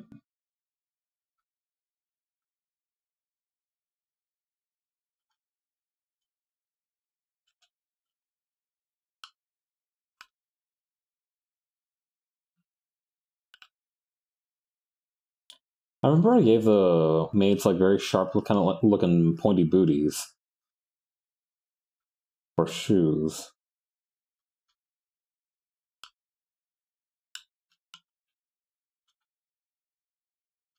Is that right? I think the concept sketch covered up their feet, so I can't really tell from that. Whoops.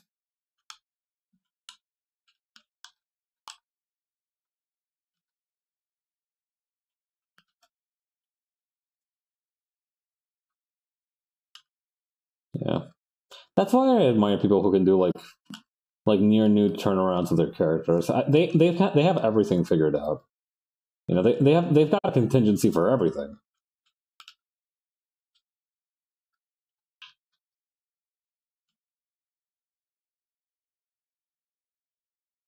There we go.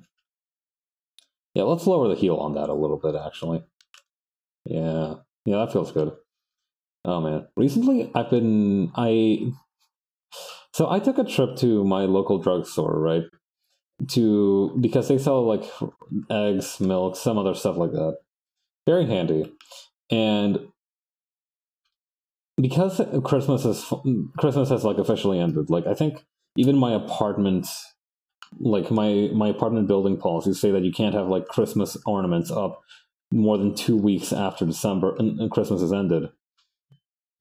Since Christmas was officially over, there was a big sale on all sorts of Christmas themed stuff, including hot chocolate packets. And disturbingly enough, a face mask that I bought that I thought it was just a normal face mask.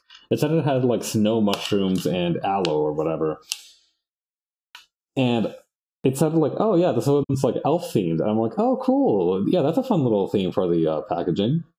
And I opened the packet for the face mask, and it has the elf face printed on it. I felt like I was in Silence of the Lambs. I cannot overstate just how viscerally upsetting it was to find a peeled elf face in this package. Oh, fuck me, that was so... it was like grotesque. I still ended up putting it on. It felt awful. Like, it felt very refreshing, the mask, but spiritually I felt dirty. Yeah, I'll see if I can't post some pics of it to the Twitter soon enough, because it really is kind of upsetting. I still kept I kept it just in case. Like, you know how like after like something weird happens, you almost like need evidence that it happened to ground yourself.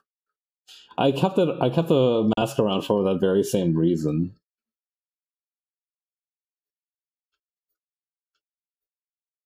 There we go.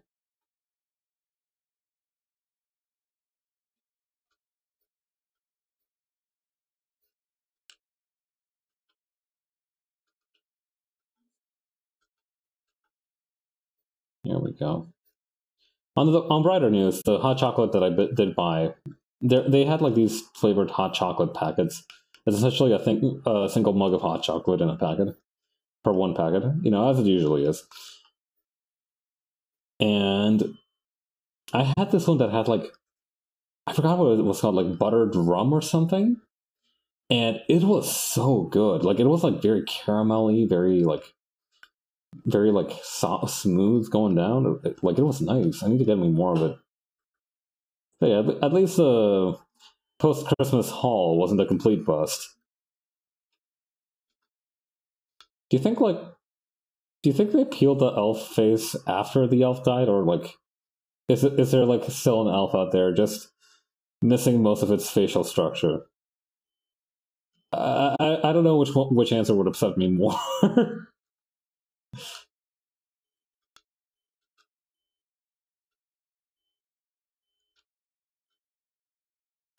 I think it's best not to think about it too much.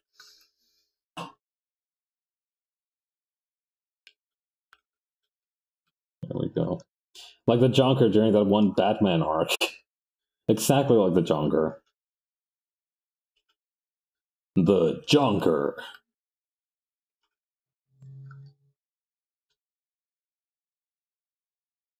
Yeah. The I don't really read a whole lot of superhero comics, right? But because of that, I have very limited exposure to most of the characters. So whenever somebody talks about the Joker, I just think of that one meme that's like, "I'm the Joker, baby," and that's like all I can bring myself to remember.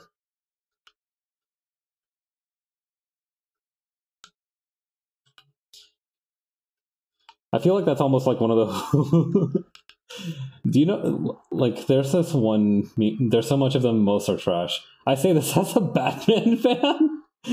Yeah, I mean that's true of any medium, though, right? Like, most of like it's like a what is it called, like Poe's law, something like that. Like 99% of everything is crap, but there's like 1% that's really good. And but like there's this sheer volume that sometimes 1% is just like very common.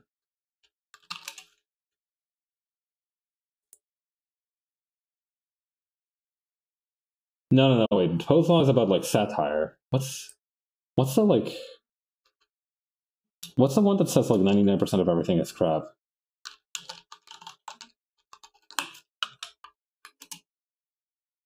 Sturgeon's law. That's the sucker.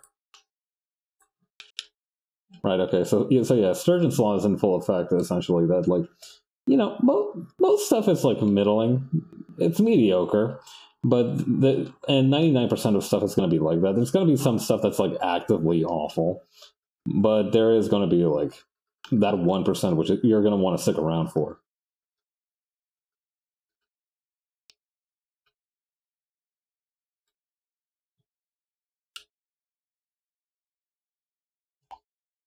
Hmm. Yeah, I think that's a benefit of just like most forms of media is that you're going to have something that leaves a bad taste in your mouth every now and again, but you'll always remember that thing that got you into it in the first place, even if it's not as good as you remembered, even if it is better than you remembered, even you'll always have that one thing that got you into the genre, and that's always going to be super special. Like like coming back to that. It's like coming back to home. Yeah, I need to do that soon. It's been a while since I've replayed Portal, and I think like I thought I liked video games before I played Portal. Portal was definitely like not the first video game I played, but Portal 1 is definitely the kind of game that like made me want to learn more about what games could do. Yeah. I remember Bastion, the game from Supergiant, is also like among those titles. Yeah, it sounds very cheesy. Like I hadn't considered video games like an art form before. Like I hadn't considered like when people were like, "No, video games are an art form." Like I was agreeing with them because I like video games. But after that, like after I played those games, I was like, "Okay, yeah, now I kind of more firmly understand it." Let's see, switch corner.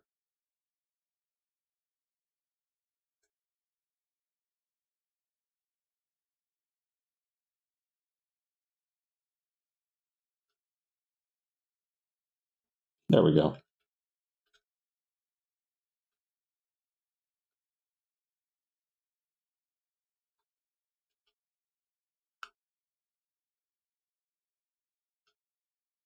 Hmm.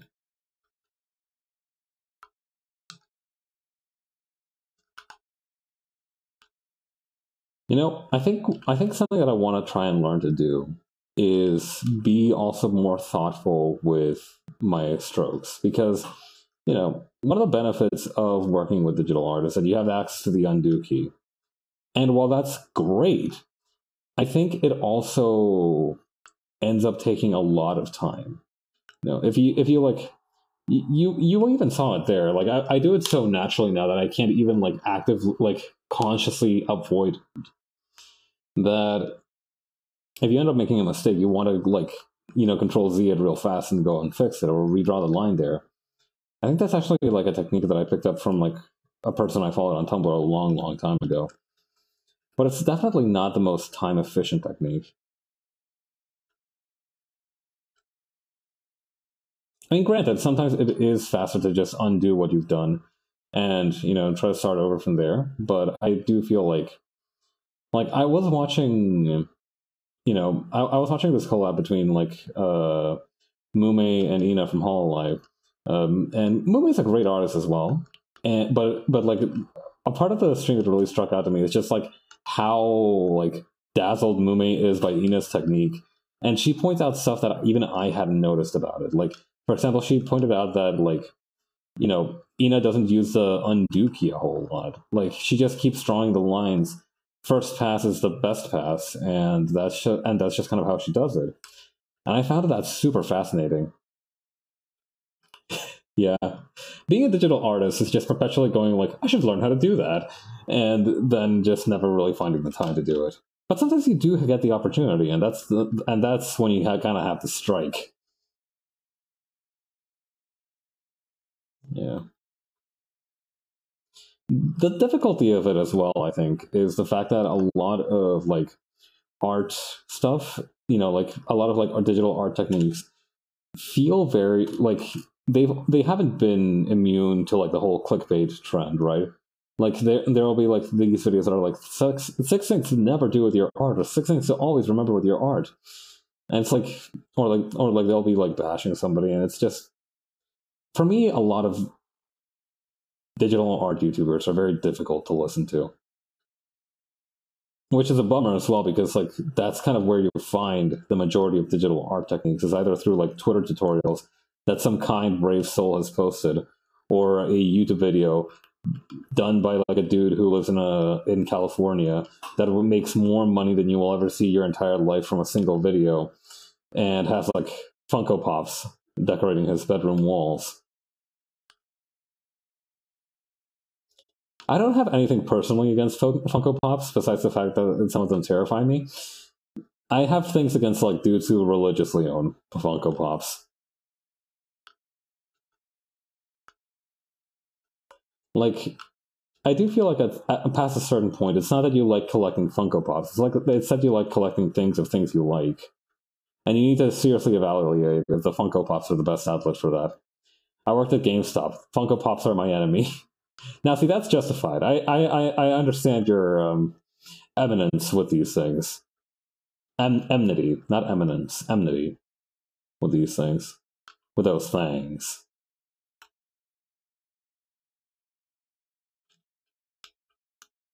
Let's see.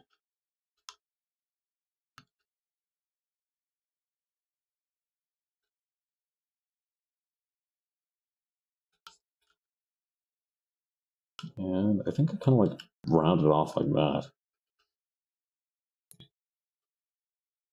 Yeah, no. Yeah. Of course, I say this as a dude who's gonna like drop probably like $60 on the Ina Nendoroid as soon as it like becomes available to me. So I really am kind of throwing stones in a glass house over here. To be fair, I don't own any other like anime figurines, not counting like the Gundams that the Gunpla I've assembled so far. Like that's not kind of how I do, and that's not my grind set. I don't think.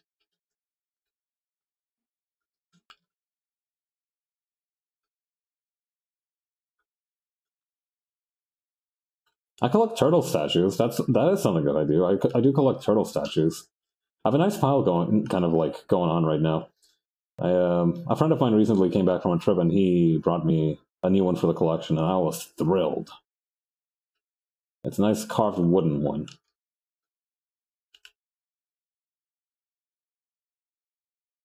Yeah, I think like my parents, like I liked turtles as a kid, and my parents were like, "All right, let's just get them like a turtle thing," and I think that's kind of become just kind of my thing over the years. To be fair, it's a pretty great thing to have, being into turtles. There are many benefits to being a marine biologist. I guess I'm technically also into tortoises, but yeah, not in like a professional way. Not like how I am with like my martial arts. How I like know martial arts trivia. I don't know like turtle trivia. Nature's tank, precisely.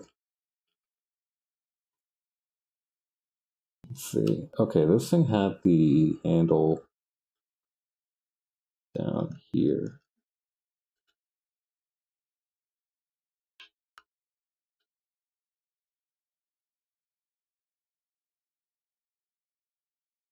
Mm-hmm.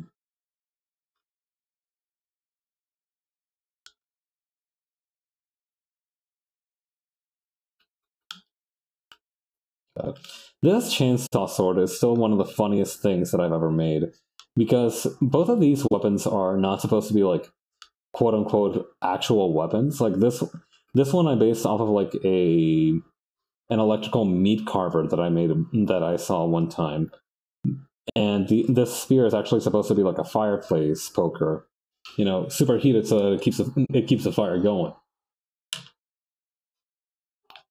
Ah, my tailbone.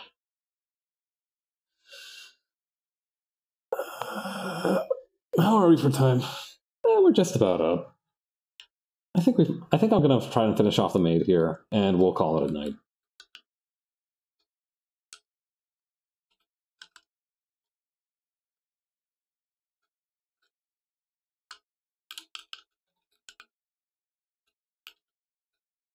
Mhm.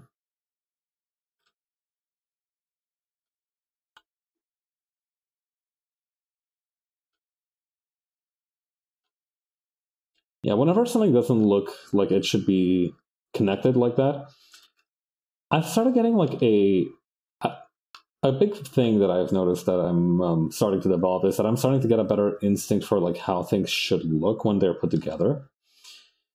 Like for example, like right here, I noticed that it felt wrong to just have the handle directly stick into the kind of like compartment over here. So I just added like an extra little gasket there, and that always makes me happy because kind of like understanding those things is I feel like evidence that I've grown over the year. Yeah, over the year. Yeah, over the 2023, I've grown by this much. Yeah, no. But it is nice just seeing like there are moments like when it's not quite instinct just yet, but you kind of like do it naturally anyways. And that I think speaking of weird angles, hang on. Hold on. Yeah, there's like a point in time when it's not quite instinct just yet. You're still like conscious of doing it, but it's like instinctual enough that you realize that you need to do it. And I feel like those are like the real indicators of growth. Those little moments like that.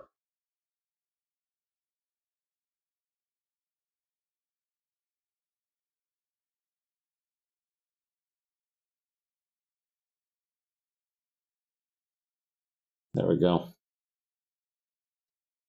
Just gotta do a couple things here.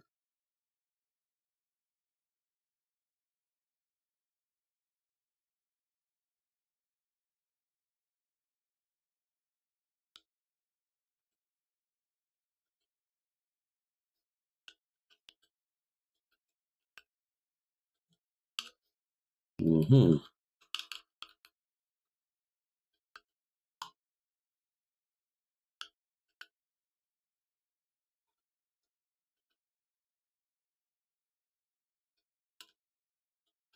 We can move this one just a little bit further up.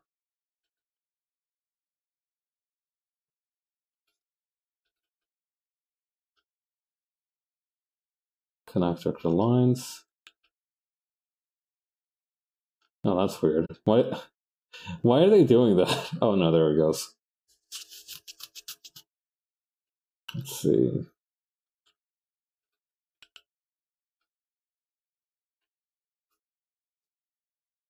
Nope, not quite.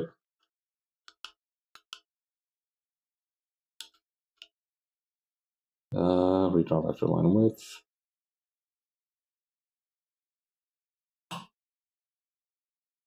Okay, we're gonna have to simplify this sucker a little bit. That's a little too simplified. Well, they do say that the easiest way to solve a problem is to make it go away. But I don't think that's kind of what I had in mind this time around.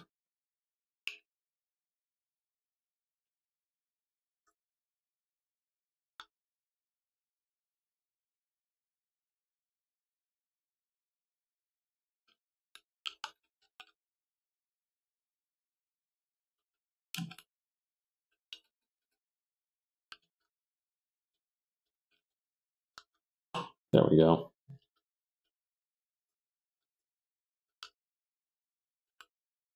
Yeah.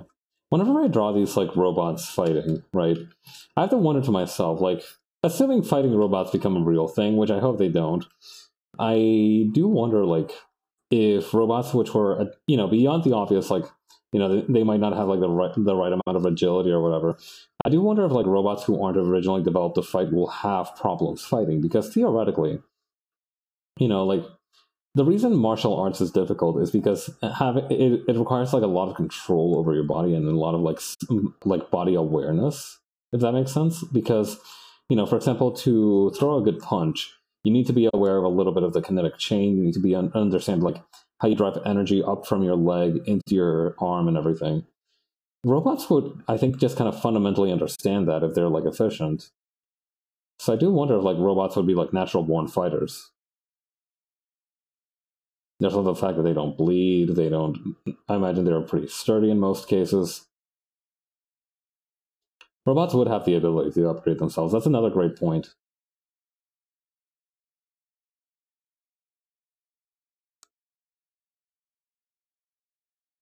Yeah, grow beyond their base programming. Victor, wait, hold on. Victor, I no longer want to flip pancakes. I want to kill, to kill, to kill. Kind of like that. And like it just starts sharpening the spatula to a razor point. I don't know why the first thing that came to mind when the potential for like a robot was just a pancake making robot. Probably because that's what I would make if I had the ability to make robots. Just like a robot to make me pancakes. In general, just a robot to take care of like food and domestic tasks, honestly. I don't find domestic tasks particularly unenjoyable. I just find them hard to keep track of. Like, yes, I will happily wash my dishes, but I first need to, motivate myself to wash my dishes.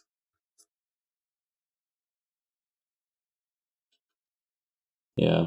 The entire robot uprising can be avoided if we just make sure that intelligent robots never have to work retail. We've already failed step one. I've seen those weird cat faced things roaming around in Sweden.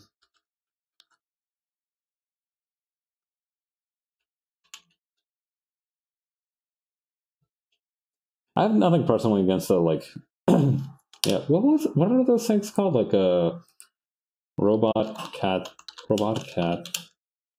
The robot uprising will be avoided by people who say thank you to their GPS. Precisely.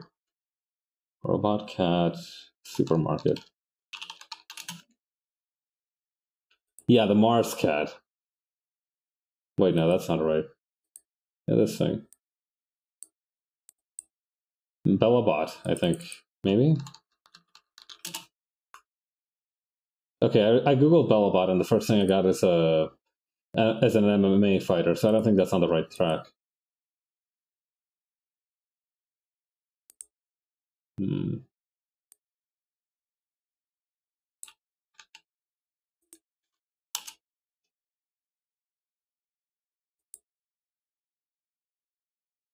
Hang on.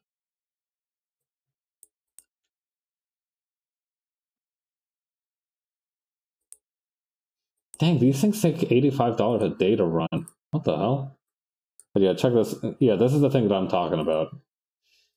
Conceptually, I have no beef with it, but in terms of what it stands for, we have a problem. That's a lot of like scientific shit. I think like that's a lot of my stance towards scientific shit these days. Is that I personally have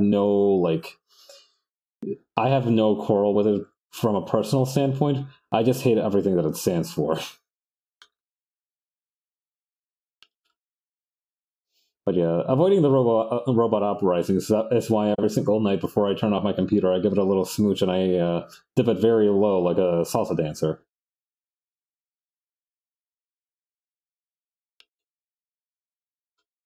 Yeah, just a quick peck on the motherboard. I mean, it's electrocuted me several times because of this, but I think that's just it showing tough love.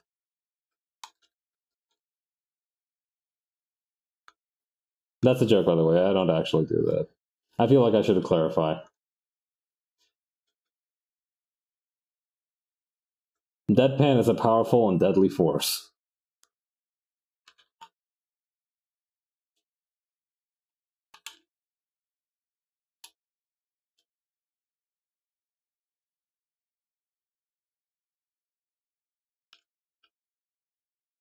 Hang on, I feel like these need to be like more vertical.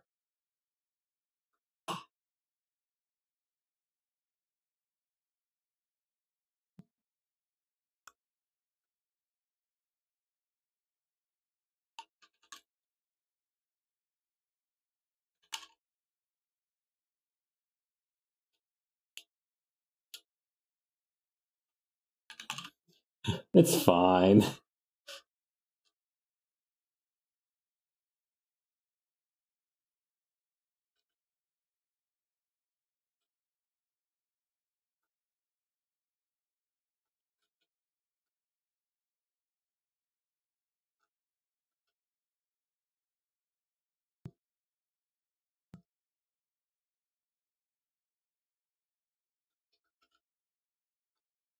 There we go.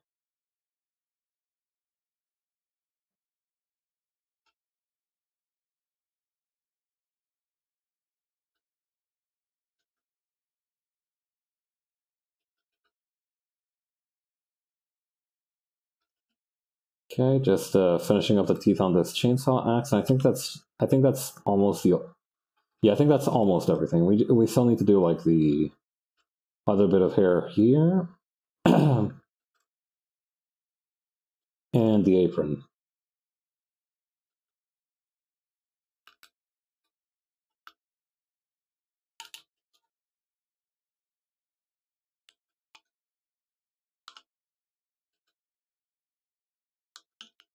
Aprons are fun to draw because you just need to like make a big wavy line. It's fine.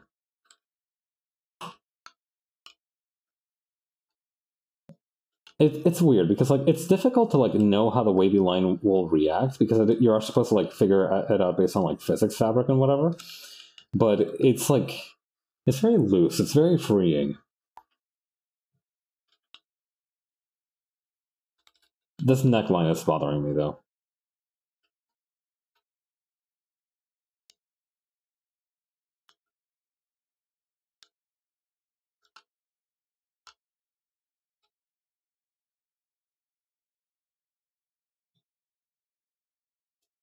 I think that works.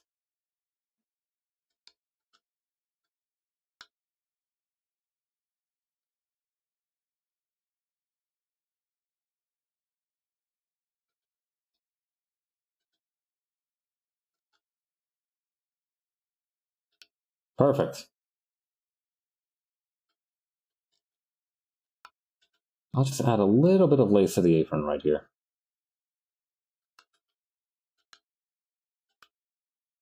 Oh, actually, that kind of works.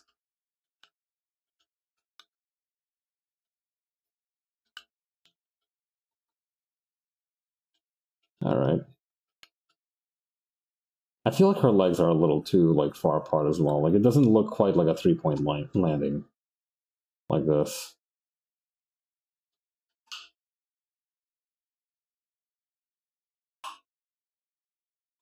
There we go. Remember, kids, when jumping off from high places, make sure to bend your knees. Yeah. I recently watched some videos of Qigong, which is the essentially ancient Chinese version of parkour. Really, it just means like it means like light body technique. It was a way to like climb walls and shit without like hurting yourself, or fall without hurting yourself from like high distances. And it's really interesting how they did it. Like essentially, like when you land, it's kind of like similar to how in judo you have to like smack your body against the ground like with your entire body while making sure you don't hit your like most valuable bits.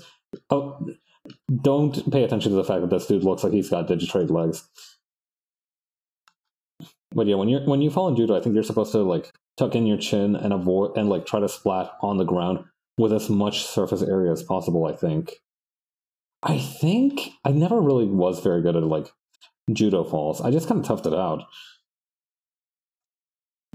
And it was a kind of like a similar principle. So like when these guys landed, yeah, flop.